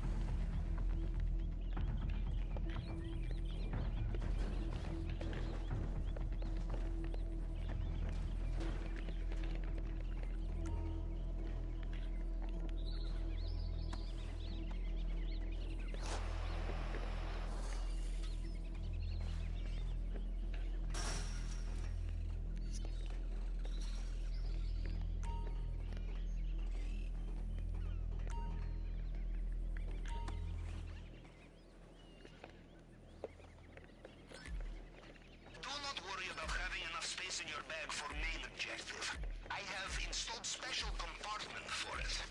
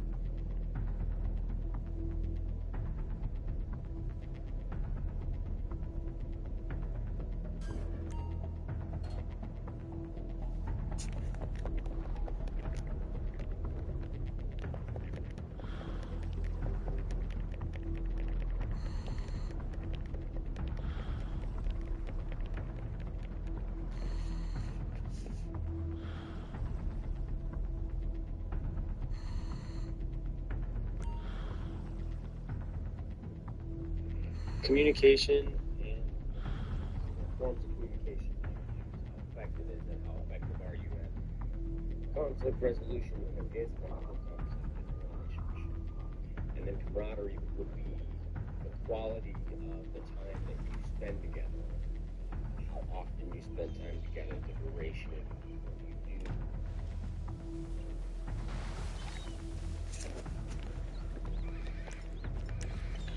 Well, judging from the lack of terrified screams, I will assume you made it through the uncharted tunnel and into the den of strung-out militiamen.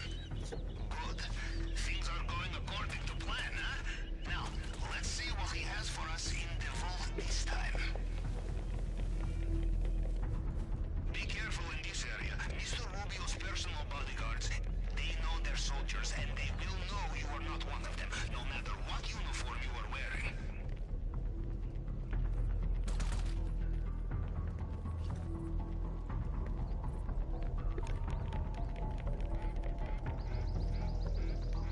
¿Sigue por ahí? Todavía no ha terminado. Seguro viene luego.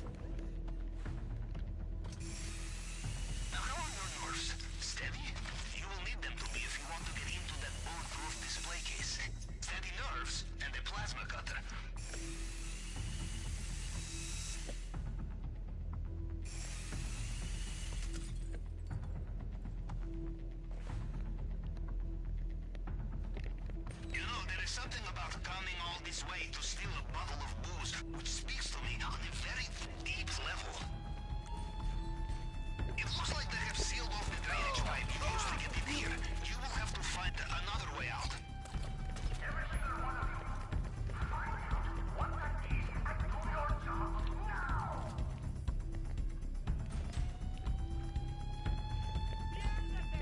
They have backup on the way.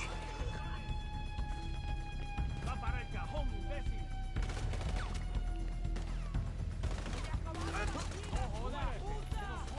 Just because you are fleeing the crime scene of the century does not mean there is no time for opportunistic theft, yes? You like it, you take it.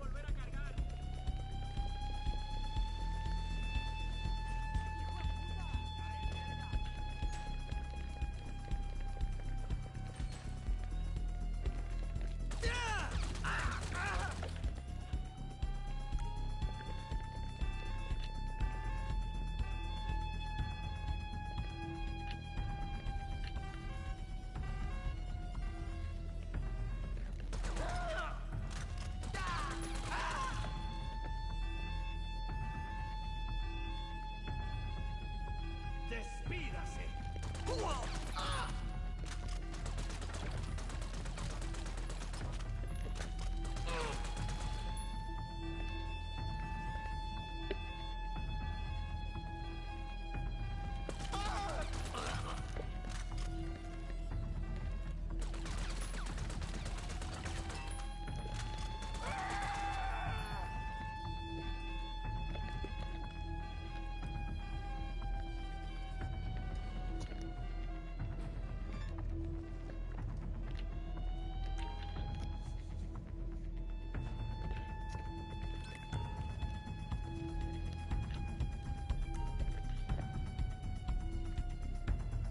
Good thinking.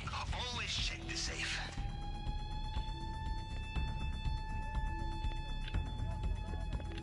I'm sorry, the CCTV image is a little boring. Made of gold?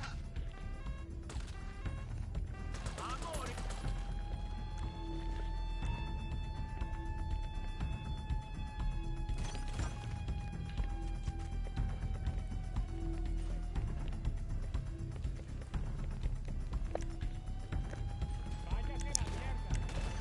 ¡Cayó uno de los nuestros!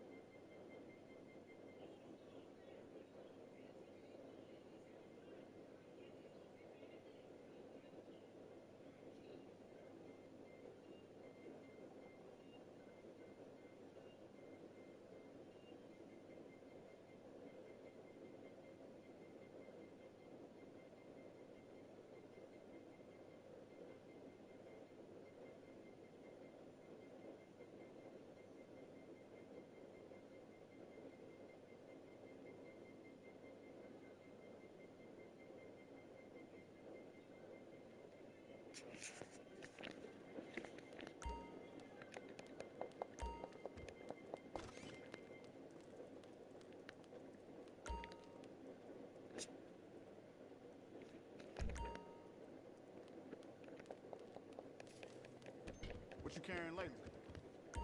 So what you looking for?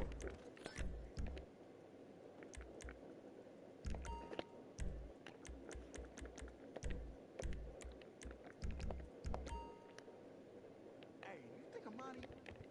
Nah, what the hell am I thinking?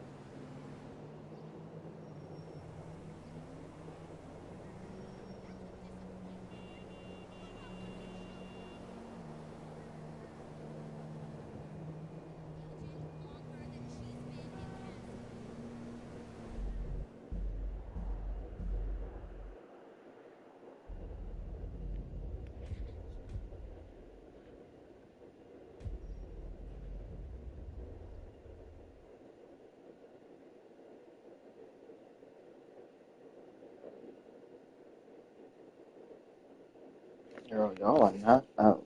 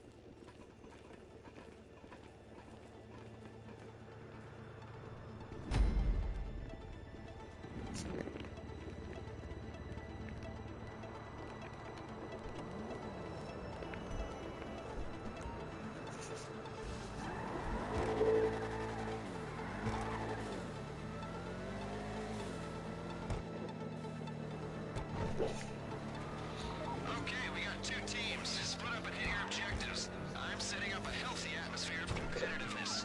Here's that.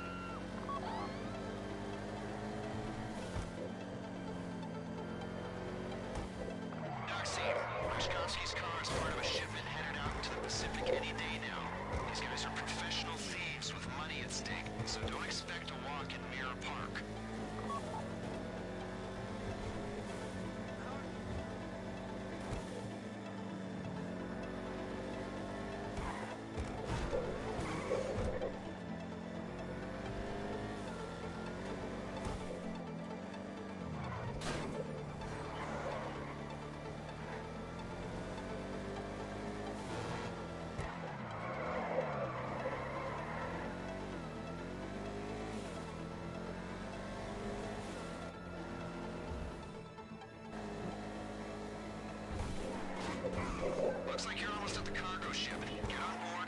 the stack and access the container with the car in it.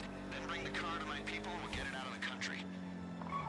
The car's a late 50s Lampadati Casco. Reshkovsky says it's a classic. I call it leverage. You're going to think it's a pain in the ass. Look out for their people on the ship. You don't want to start a fight with them until you have to. The car's in a locked container at the top of the stack. You'll need to climb up to it and shoot open the lock. Top of the stack. Climb up there and get the car.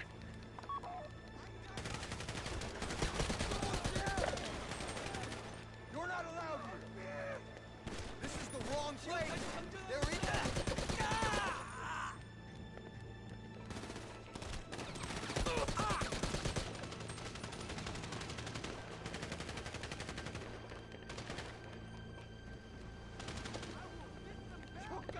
You don't leave.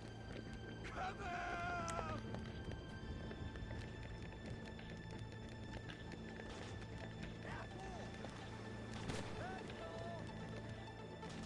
Jesus! I need cover! Move in!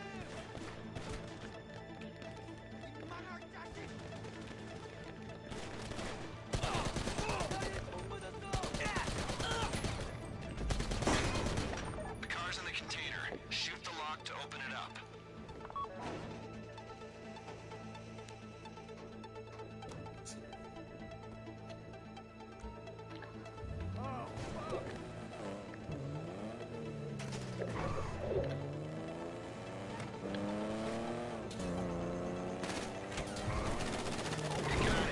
Once you're sure they're not following, bring it in. Okay, now bring the car to my driver. Should be obvious, but we need this car in good shape to give to Rishkovsky. It's meant to be priceless. And our man's imminent place on the FIB most wanted list is gonna make him ineligible to make insurance claims. You understand? Look after it. Okay, looks like they're sending people after the Casco. You need to drop these guys before you bring the car back. Drop as in ice them, or drop as in lose them. I don't mind. I hope you're looking after his car. There's only so much damage we can blame on the export crew. Bloodstains, bullet holes, burn marks, they'll go under general wear and tear. Anything freaky is gonna be a problem.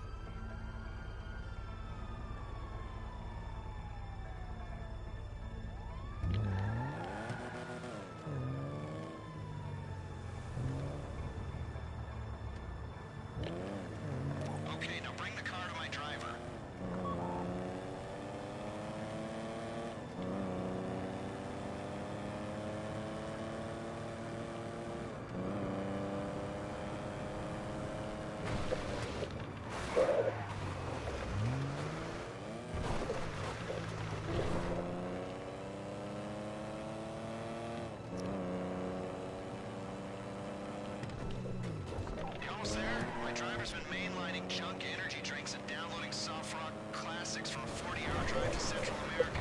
And she'd really appreciate it if you hurried up and sent her on her way.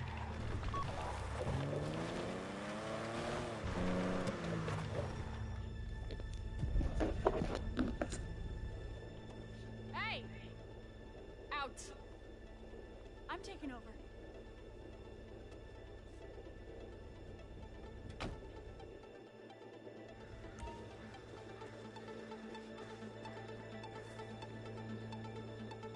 Well done.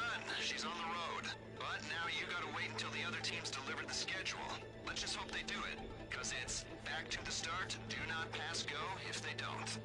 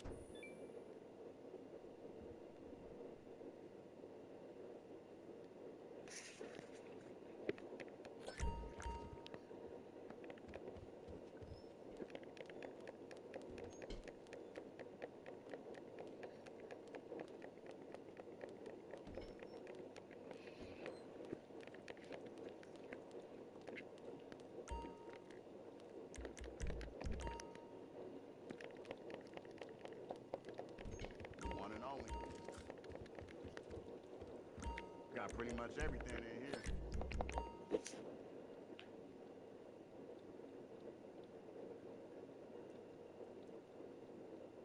Yeah, I wasn't that close with Frank when we was coming up, but I knew him a little. Always had respect for the dude.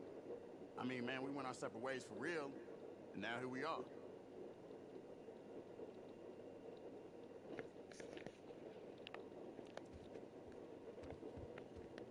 Stay strapped.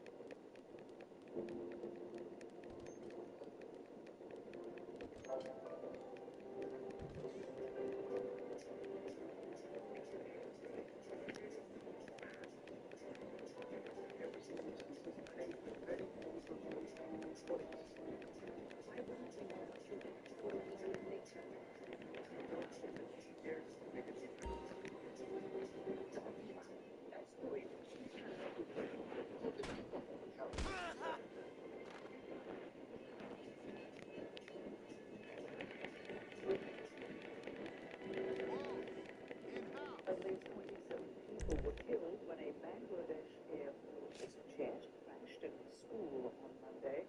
Students were attending afternoon classes when the jet crashed. Said that we need breast milk in our third stupid tourist movie in my neighborhood, you know? It used to be like a real neighborhood. You're cute. It's just not enough there. Look, I'm full place. I like your car. I hate hipsters. They just copy me. I don't let any man call me out of my name. I'm a proud black queen, not a bitch. Bangladesh's government has announced a day of mourning in Queens. No, you need to apologize for the distance. Hello?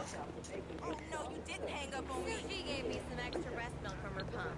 But Dara drank it by mistake. God, whatever.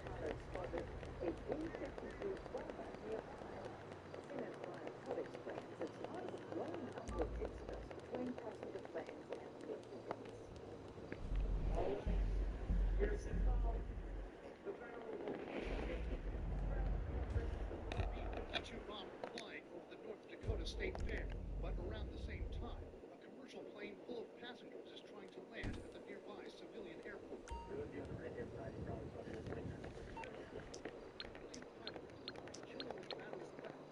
Talks about the harrowing close call that just occurred.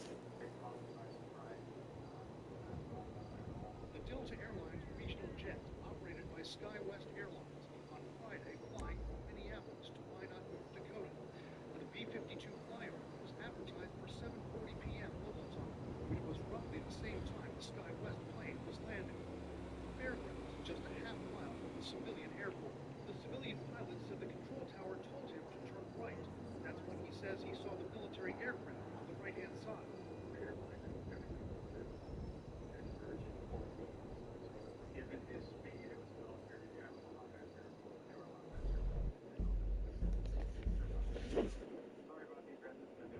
The fuck you're not.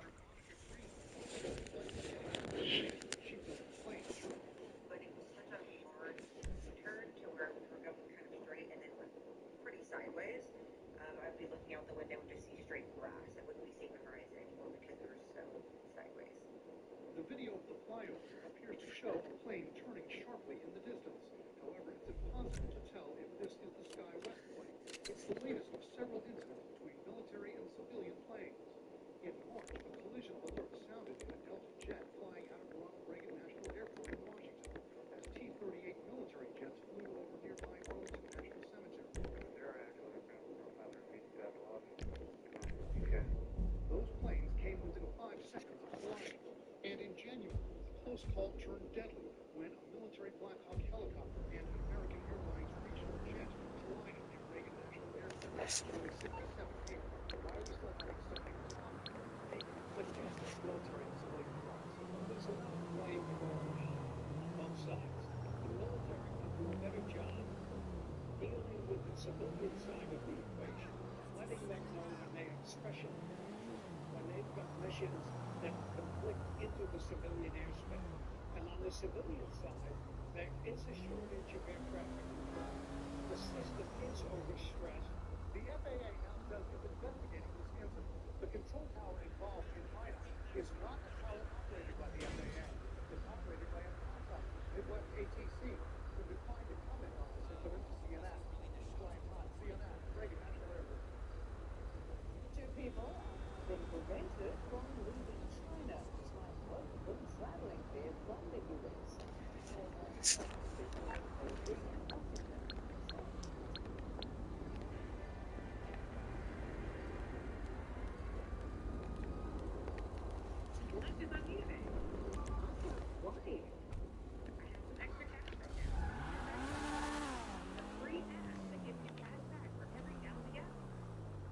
You are looking totes delicious. Get gas with the upside? Yes, I get real cash back every time I get gas. That actually adds up to anything. I'll make around $200 to $300. Wow, that's serious extra cash. Right? You're putting gas in your car anyway. Why not get real cash back? It's like free money. I'm downloading the free Upside app now. Use this promo code and get an extra 25 cents a gallon cash bonus on your first tank. Thanks. $5,000. That's the average amount of money people in the U.S. are now spending on gas in a year. $5,000. That's crazy. If you drive, you have to download Upside, the free app that gives you cash back every time you get gas. That's right. You can earn real cash back with Upside just for buying the gas you're already buying. Download the free Upside app now. Earn cash back every time you buy gas. Use code REPAIR25 for an extra 25 cents per gallon bonus on your first tank. Did you download the Upside app yet? Yes, of course. I'm not passing up free money. I'm earning real cash back now every time I get gas. Just download the free Upside app and use promo code REPAIR25 for a 25 cents per gallon bonus on your first tank. If you drive, you need Upside. Earn cash back on every gallon of gas you buy. Plus, you can cash out anytime with your bank, PayPal, or gift card for Amazon and other brands. So if you're driving,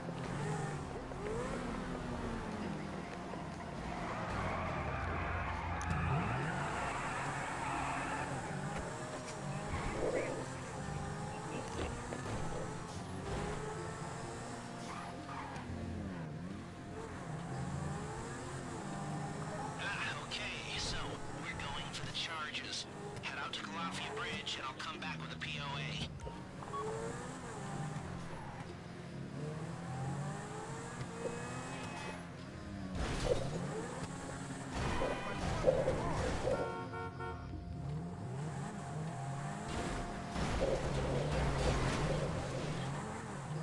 So, you're gonna run what's known in the biz as a hijacking because you're hijacking the Merryweather convoy.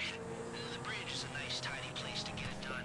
Not many places they can go, but plenty of options for you. You can station people at vantage points, block the road, and wait for them to roll into the trap. You can try to take out all the drivers at once. You can concentrate really hard and try to make the truck levitate with your minds. This is San Andreas, after all. Do whatever you think will work, but get the truck and don't let anyone follow it. You're bringing it to Paige and Grapeseed so she can dig out the thermal charges. Oh yeah, and that reminds me, try not to blow them up. Do not damage that truck at all, okay? I'll be in touch when there's a target about a click out from the bridge.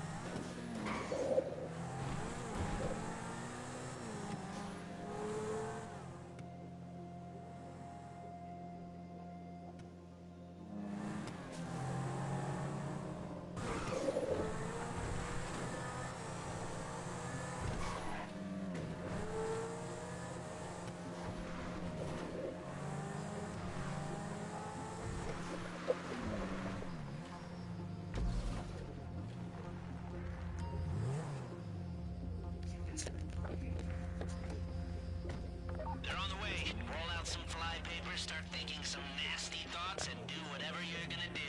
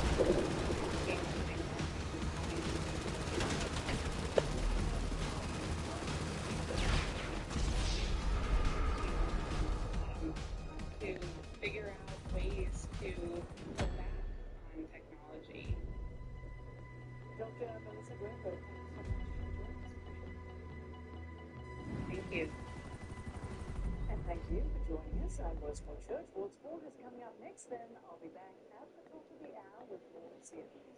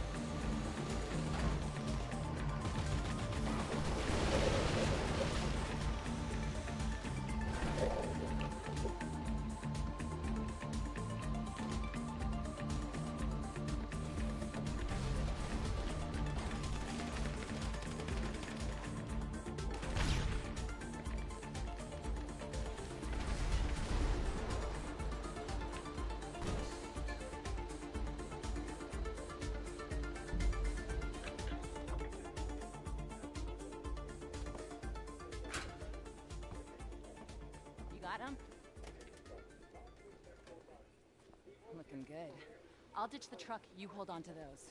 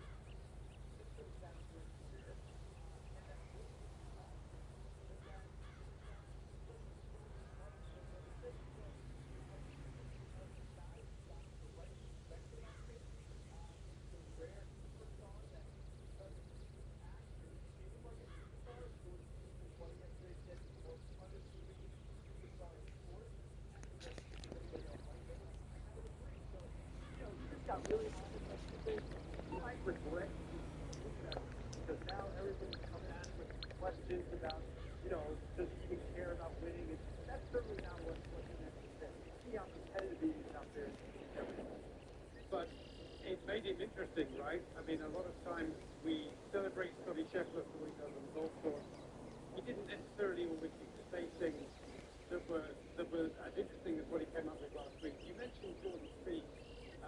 Saying he doesn't transcend the game, as if that's kind of a bad thing. What do you make of Jordan Spieth's words and what Scheffler actually is doing? Yeah, one thing that Jordan said that, obviously he's one of his best friends, he sees him all the time, he sees a different side of him. I don't know if it's necessarily bad or good. I think the same conversation kind of came up last year with Nelly Korda, right, with on the LPGA, how she was this dominant woman, number one, but she's not out there making a scene, although she did go to the Met Gala, but, she's not doing interview after interview, she's not doing, a ton of commercials, she's not doing a ton of media. Scotty's kind of the same way, he's pretty low key. Is that the best for golf? Is Tiger transcending the game? No, but he also comes from a different background than Tiger did.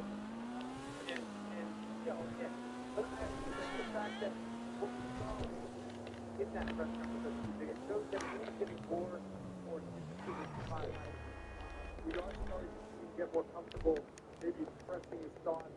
I personally have always been somewhat entertained by his press conferences. I think he's a very sharp guy, very witty guy. He kind of doesn't take anything. He doesn't, that's kind of George Spieth said on the course as well.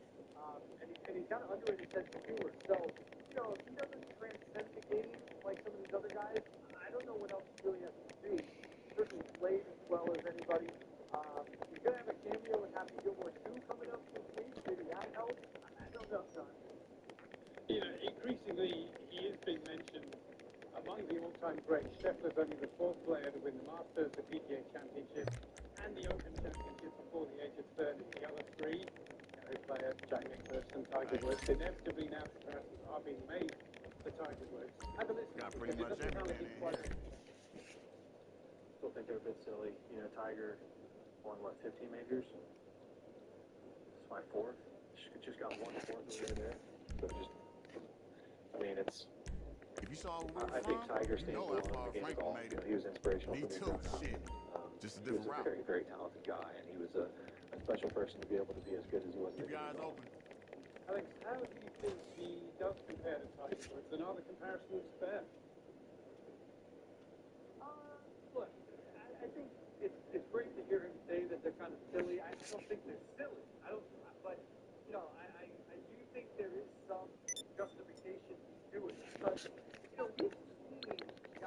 whether it's Rory McIlroy, whether it's Steve, whether it's Jason Day, Dustin Johnson, go on incredible runs for maybe a year. He's now done it for 4 years in a row. Now, Tiger did it really for 12 years in a row, and then he came back and he had different various ailments and incidents and controversies and all that. I do think, though, his peak, it's not quite Tiger if you look at the stats, but it's as close to Tiger as we've seen. And unfortunately, those stats, these strokes gained, the modern way of measuring stats is the best way to do it, that Mark Brody came up with, the Columbia professor. They don't go back to the beginning of Tiger's career, unfortunately, but we can look at the ones that are there. And Tiger still does beat Scotty in terms of overall strokes gained pretty comfortably. But again, it's not a knock on Scotty. What he's doing is insane. I don't think anybody thought, we've always talked about how many great players there are in this era. I don't think anybody thought that one guy could separate himself by this much for this long of a time. He's already done that. So it's incredible. And he certainly is something pacing for another 4 years. Heck, I mean, he'll be a top 10 player of all time, no matter how he is. Okay, nobody gets the call. They're not really known for their love of sports bikes, I know, but the Lost Motorcycle Club has the ones you're after at their East LS clubhouse.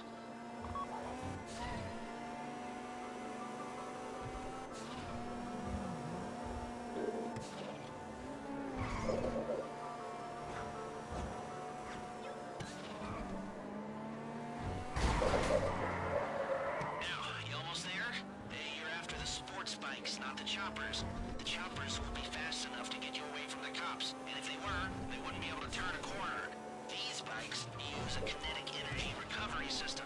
They store the energy you use braking to accelerate later on, to burn the cops and save the environment while you're at it. Okay, as always, don't let them know you're breaking in until you want them to know you're breaking in.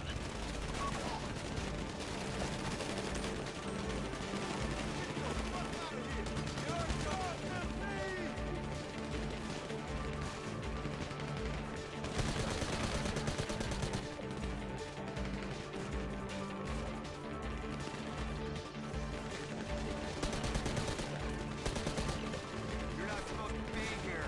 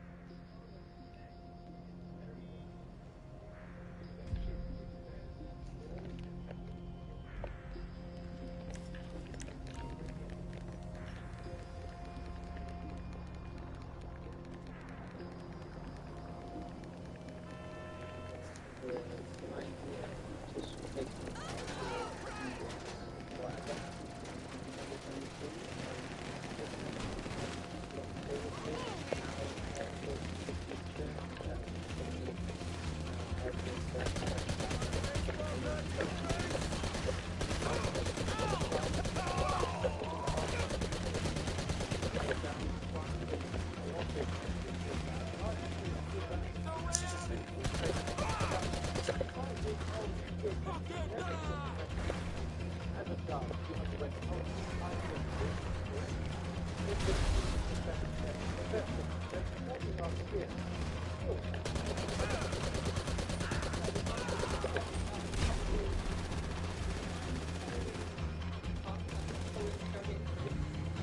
a bike each. We need all four for the job. When you've got them, stash them in the alley for the job.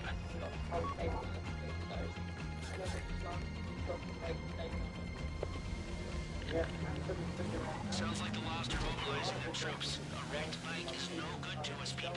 Stay out in front of them.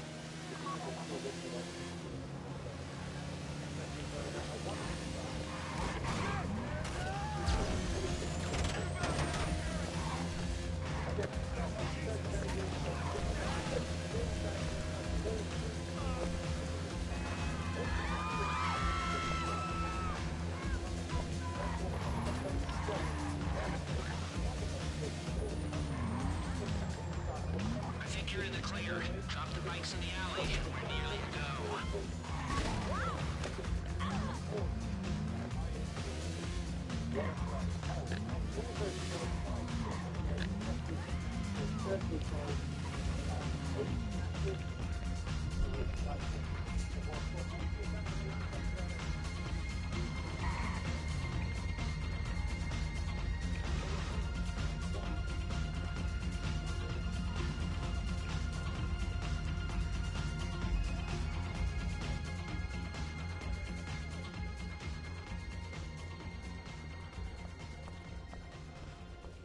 VCRs are extinct, film reels are fading, and old phones are cracking.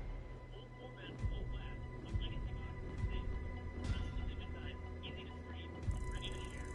Join the millions of fans who have trusted legacy box today.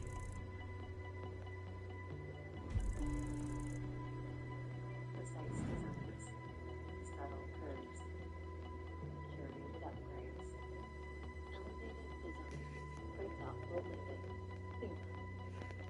If you can keep your head when markets all around you are losing and you can't see a way through, if you can trust your instincts on when to buy, sell, or wait, don't be tired by the waiting. If you can trade and not make money your master, meeting triumph and disaster with equal measure. If you can run with the ball and not be afraid of the bears, treating both imposters the same. For when we come together, we will make sense of it all. Success, the business world yours is, and what is more, you will be forgotten. For you are indeed what you question business.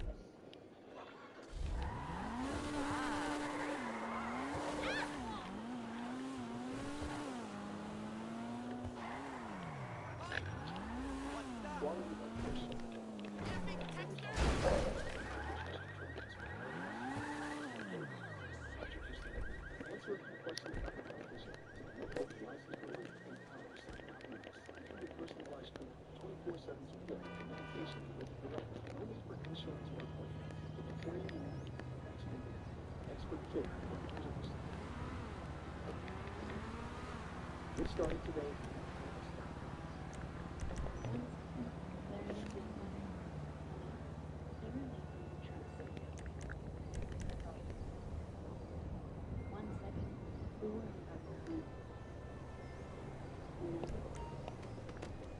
Next 82 is a longer story.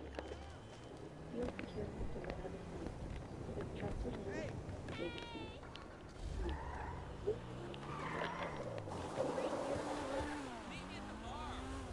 I'm going to come on that Maria Tokyo.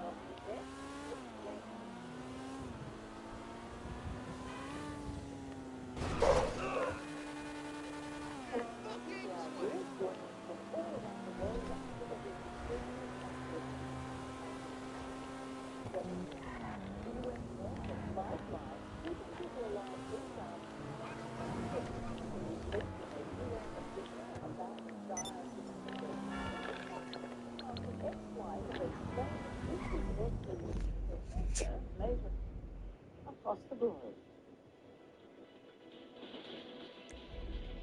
Live from Atlanta, this is CNN Newsroom with Rosemary Church. Thanks for joining us. It is 10 a.m. in Gaza, where the Palestinian Health Ministry reports more than 1,000 people have been killed while seeking basic humanitarian relief in less than 2 months.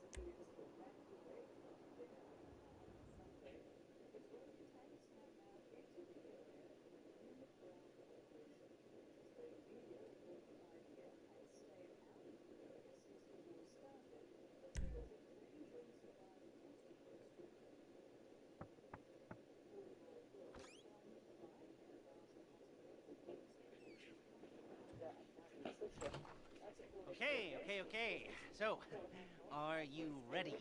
This should be pretty easy. I've kept it simple since you all seem pretty simple. In a good way. In a good way. In a good, straight ahead, low IQ kind of. Oh, no, let's stop. Stop it. It's the new meds.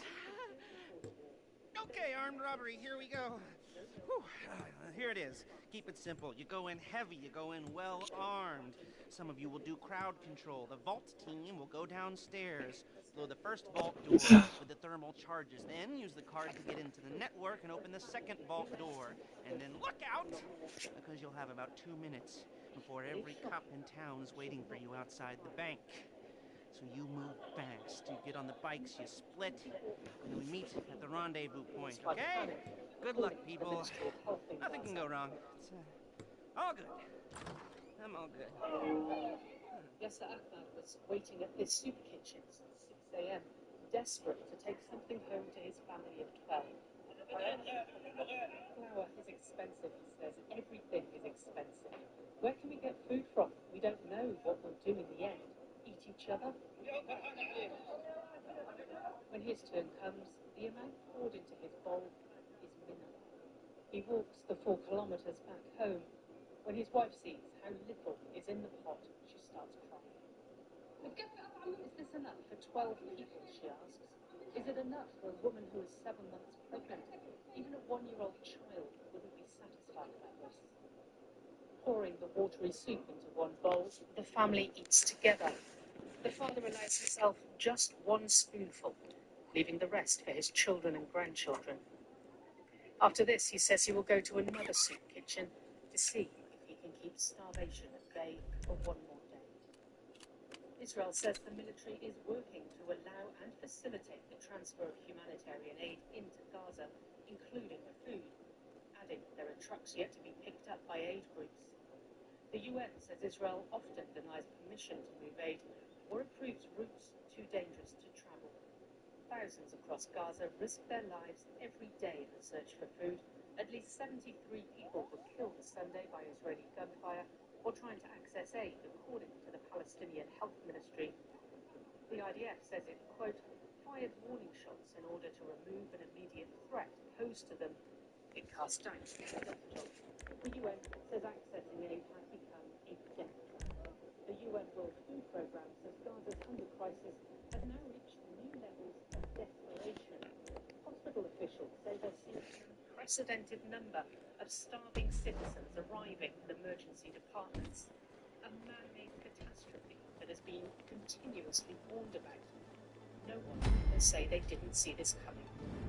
Paula Hankins, CNN Derry. So we're going to go back to a conclusion now. It seems like the is reported to be the occupied Palestinian. Alright, here we go. The one we've all been waiting for. Put your masks on when you get in the bank. Then ground control. Ground control. You get in their faces. You shoot at them. Shoot near them if you have to. Just try not to kill them. Mind you, that wouldn't be cool. Demolitions, Haggard, your first job's to support the guards. Again, try and do it without killing them. Then when that's done, go downstairs and hit the vault. I've given you special carbines with suppressors. Use them wisely. Like I said, this is a big deal, people. Don't fuck it up.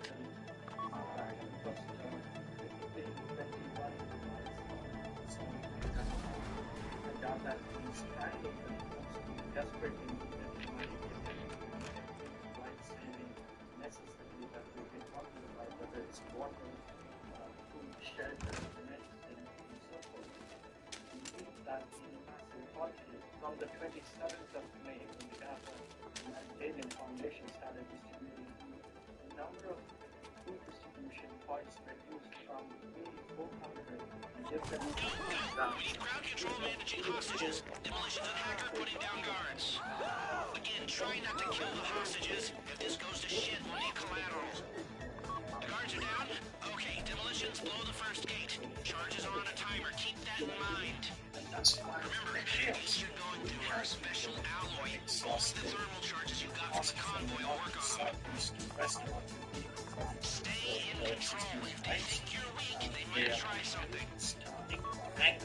So chaos through the first gate. Ground control, get behind there and get your guns in the tellers. Now, there's a second gate that'll give you access to the lower level. Blow it. Allow the UN to do our job, and we can do this. We've done this for the last 21 years. Yeah, and of course, look, we saw it for the Hancock's story. Viewers, the desperate learning about what's happening at these aid distribution sites and why desperate Palestinians are being killed just trying to feed themselves and their children. That's a very good question, and I think that's a question that we've been asking. Unless there is a direct life already on, they should not be using the force. And we have seen this country, people are of course jumping on corruption because they are desperate, they're starving. This is natural. There is chaos. There is lawlessness. We are alerted about the possibility of an Al-Nadi situation many months ago. That does not justify using weapons. Like you rightly pointed out, and TFF, the Gaza Humanitarian Foundation, might want to dispute that, but the numbers that we have in India are overwhelming. This is not just making explosives out. This is coming from the Office of the High Commissioner for Human Rights. We have independently collected this data, and we are further verifying that. So, as much as the denying this is happening, we have to understand we are there inside Gaza. We know the dynamics. We have facts. We are collecting data. Others are in the periphery, including the Gaza Humanitarian Foundation. The other way of being attending these questions are by allowing justice to go inside Gaza. We will see how difficult the situation is. So, one last point as well. We welcome member state statement that you mentioned, 25 member states, voicing their serious concerns. The actions, welcome this, but at this point, that we need strong actions. People are dying of starvation. This doesn't happen anywhere else. And of course, in the meantime, Israeli tanks have rolled into France in central Gaza for the first time in the 21-month war, and evacuation orders have also been issued in that area. What will that mean for Palestinians there when it comes to finding shelter and, of course, access to any aid? Sorry, but where is the alternative shelter? I mean, Palestinians, that's about 2.2 million people, are expected now to squeeze to about 13% of Gaza. Gaza Strip was already one of the most densest part in the world. Now we're trying to squeeze them in 13% of Gaza. That's not going to happen. That's not going to work. We have to also remember, Deir al-Balah was one of the very, very few places in Gaza that was standing. There was some infrastructure also for the UN and other humanitarian entities to be based and to provide a proper response. That's it, and that's what's happening now. We hear of strikes, we hear of shells, we hear of let's fly. Let's destroy what the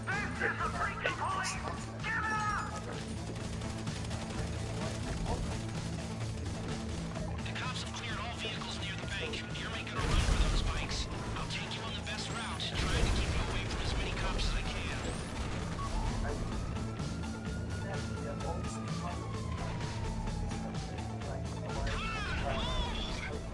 Keep going down the alley.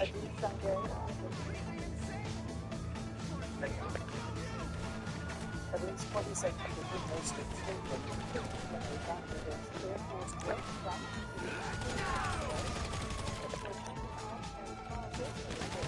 You don't want to get surrounded.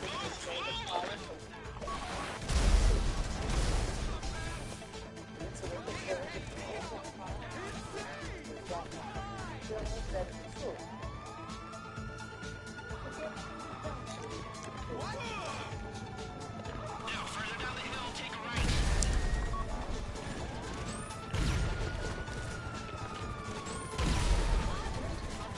All right, now you're going across the road to the next alley.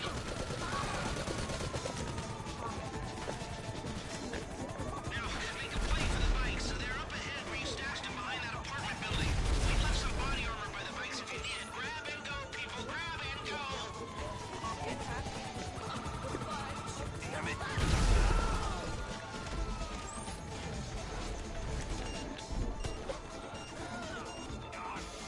Officer down!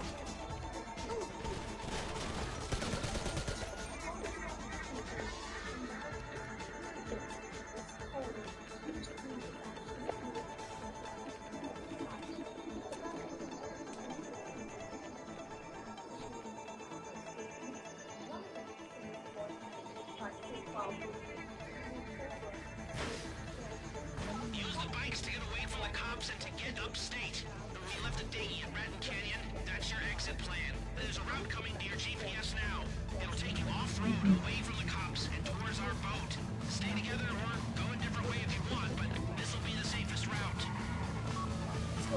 some House Republicans want to I like the way you operate. If this job had gone different, we'd be dealing with a whole lot more cops.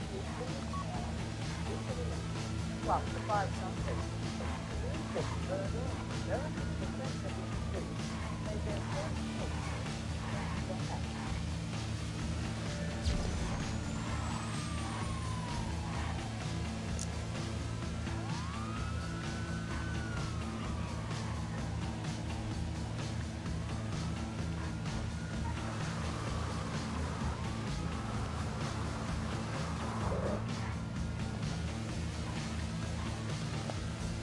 Right about now, the CEO of PAC Standard is calling the mayor. He's probably patched in the chair of the Union Depository, and they're all about to tear the ass out of the chief of police. Cops on the street will be highly motivated to bring you down, but you don't need to worry about that. Just get to Raton Canyon. I got a plan.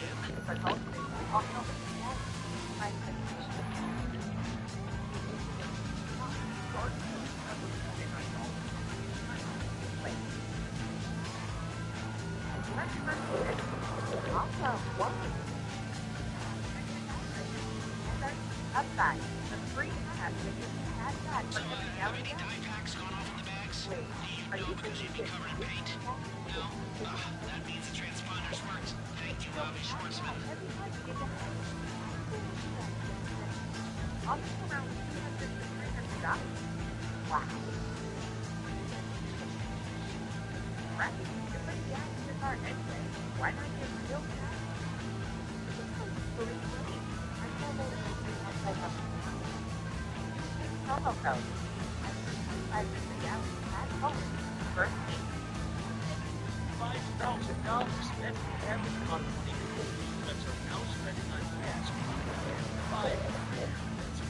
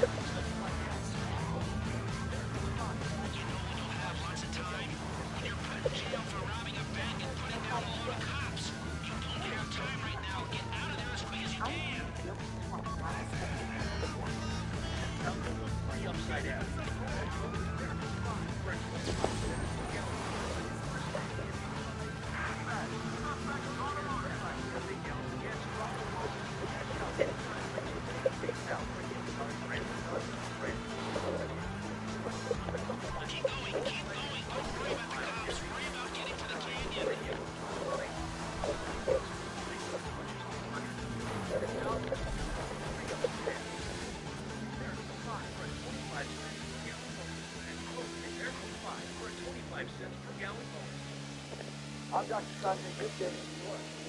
Okay, you're coming into Chiliad State Park. We're almost out of this. Almost. Keep following your GPS. It'll take you through the forest, around the hills, toward the canyon.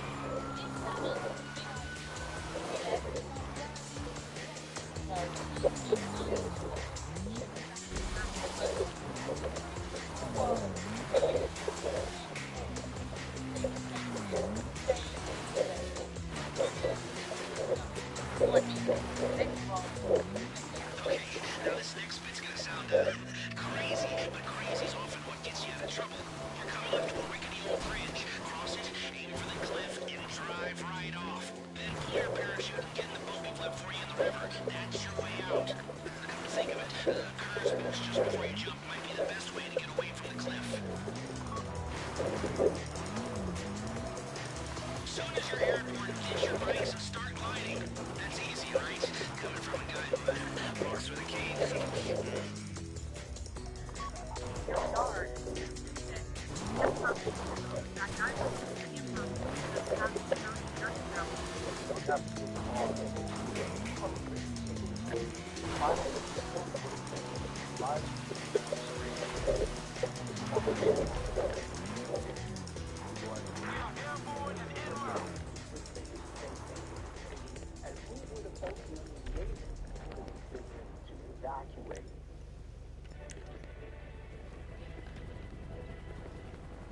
You see that boat in the creek? That's where you're Johnson aiming. is shutting down any chance that this vote on releasing additional files on the late sex offender Jeffrey Epstein before September. Lawmakers will begin their August recess, and Johnson says he doesn't think further action is needed right now on the Epstein case, but others disagree. A bipartisan group of House senators, led by Republican Thomas Massey, are trying to force a vote on their own bill to release more Epstein files, but that too will have to wait until after their recess.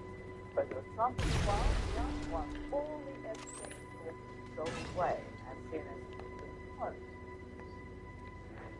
President Trump and the White House on Monday trying to do anything but talk about Jeffrey Epstein and the Epstein files. President Trump on Truth Social posting about a number of topics, many of them unrelated to current events, talking about a great big book by Mark Levin at one point. Another point, he wanted to celebrate the 6-month anniversary of him being in office. That is very newsworthy. Again, over the weekend, weighing in on the Washington recall, whatever, especially trying to get Washington managed to their names back to the Washington Redskins. On Monday, he even weighed in on the plea deal struck by the Idaho murderer. We did catch up with Carolyn Levitt, who was doing an interview. We asked her a few questions about the Epstein files, and she pointed to the Department of Justice and to the FBI, saying that President Trump had directed them to release anything that they deem credible, which of course still raises the question, what exactly is credible, and who gets to determine what that looks like. And answers like this are not appealing and not appeasing President Trump's base and these MAGA loyalists who say they want more information. Even on Monday night, Republican Senator John Hawley told R. Raju that constituents have been calling him and that he was of the mind they should just release whatever they could, anything that was unrelated to the case, any kind of evidence or any part of the investigation, because that is what his constituents were calling and telling him they wanted to. Kristen Holmes, The Biden has observer of the University Professor Catherine Chris will remain in custody while they await trial. Senator Idiocracy was shot both rounds outside his ex-wife's home earlier this month. It's been a remarkable day in the courthouse behind me in Athens today, where all five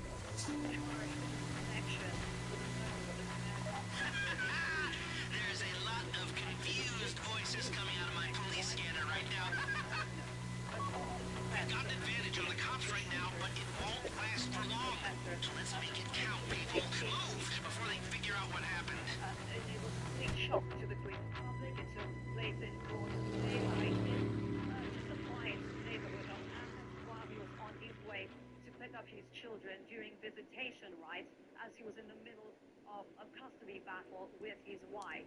The previous day, he had lost a court hearing enabling him to take the children for a month, a year. He understands that this was very much what led the shooter to this decision.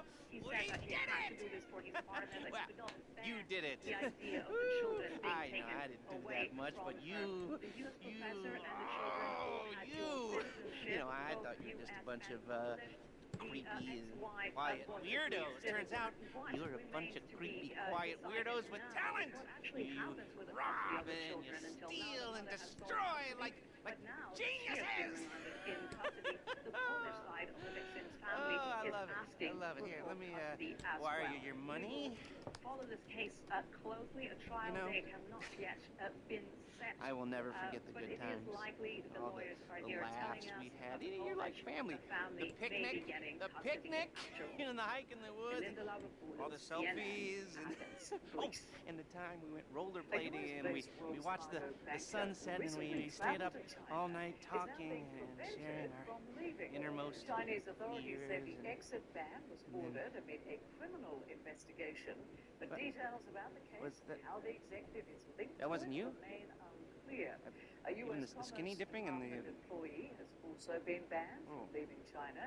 Oh. This after he reportedly What are you failed saying? to disclose he worked for the U.S. The drugs. government Oh man, the on his drugs. visa I am application. a heavily Asked about medicated the man. incidents, the U.S. I'm not State well Department at said all. there is, quote, no I'm a higher little embarrassed. priority than the Okay, safety the money and security here of U.S. citizens and overseas. here. Kenya's leading and human rights activist has been here freed on and bail, and authorities at here. Buckingham Okay, you there better are take serious off legal and complaints take against care. him. Okay. Police arrested Boniface Mwangi on Bye-bye. Saturday after they found a tear gas canister and a single rifle round in his office. Larry Bedowa from Nairobi. Boniface Mwangi is the most prominent Kenyan activist yet to be accused of facilitating terrorism in relation to recent protests against the government of President William Ruto. But there's a trend here. In fact, civil society groups say more than 100 Kenyan protesters have been charged with terrorism, money laundering, and arson. And what they see in many of the legal community and in the human rights community say is a weaponization of the criminal justice system to punish dissent and to make protesting too expensive in Kenya.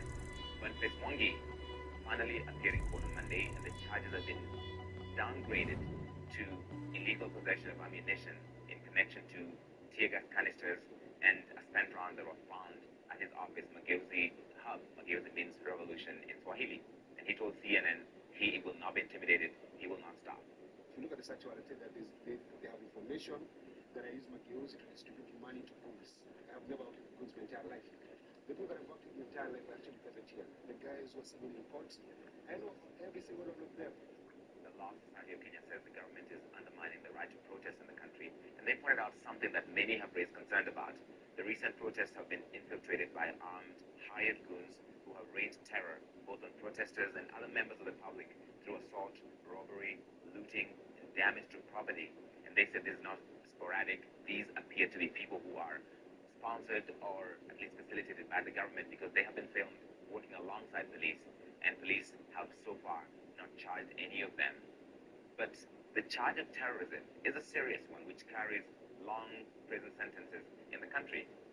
I have covered actual terrorist attacks in this country, at the Westgate Mall, at the Dusit attack, at Garissa University, where tens of Kenyans were killed by terrorists affiliated with Al-Qaeda, and using a terror charge on mostly peaceful protesters trivializes what terrorism means and rubbishes the losses of real Kenyans who have suffered at the hands of real terrorists. And that is why there's so much outrage in the country about the use of these charges against people who are just speaking out against the government of President William Ruto. Larry Bedowa, CNN, Nairobi. Kenyan authorities defended the terror charges against protesters on Monday. The public prosecutor's office said in a statement that all charges were strictly based on available evidence. And the Interior Minister maintained during a police event that the offences met the legal definition of terrorism in Kenya. Still to come, Ukraine's president urges Russia to come to the table for peace talks and pleads for more missile defense systems to stave off Russian attacks. Plus, You just got this presidential alert. It says missile attack.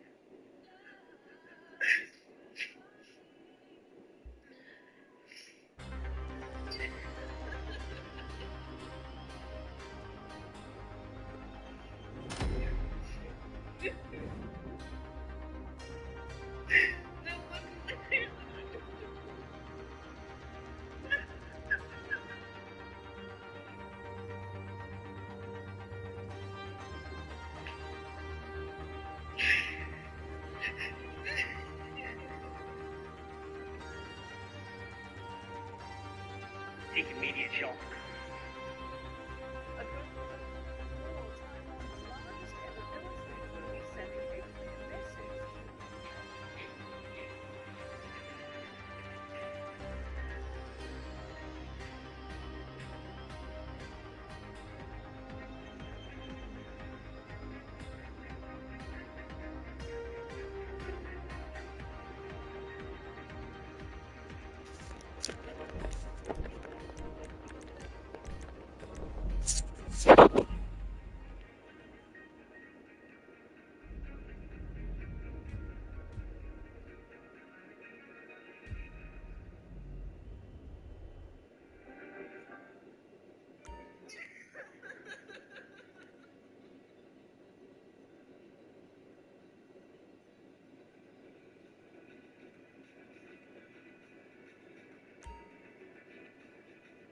Hi, my name is Peter Elvis. I'm the CEO of Indigo, based out of India. Today, with the growth of India, India needs airlines which are representing the size and the scale and the opportunity of this country, be it the developments in infrastructure, be it changing of policy, new airport in Delhi is opening, new airport in Mumbai is opening. So all these parts are extremely important, and we've seen both in the metros as well as to these smaller communities when the government schemes to help these communities connect. Yes, there's competition, like there's competition between United and Delta, both competing between Indigo and Air India. But there is space for having strong Indian operators. And yes, we compete heavily on the domestic network and even international. It's perfectly fine. Competition will all make us better, sharper, and making sure that we keep running hard.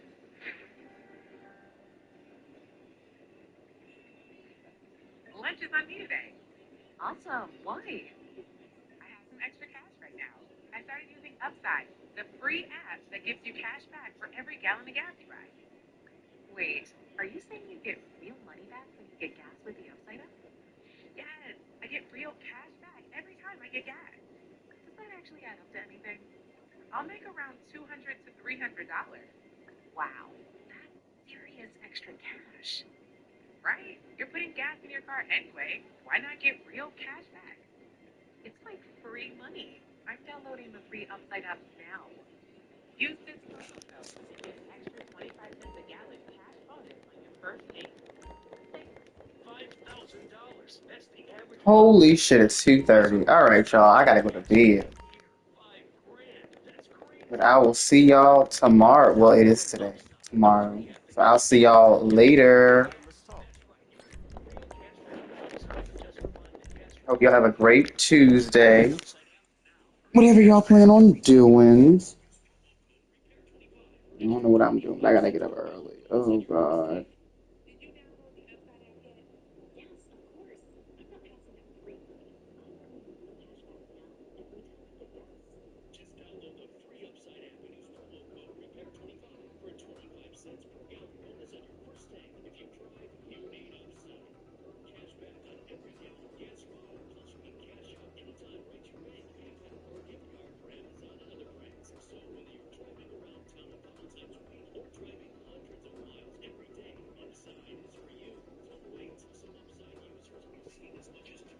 Girl, bye.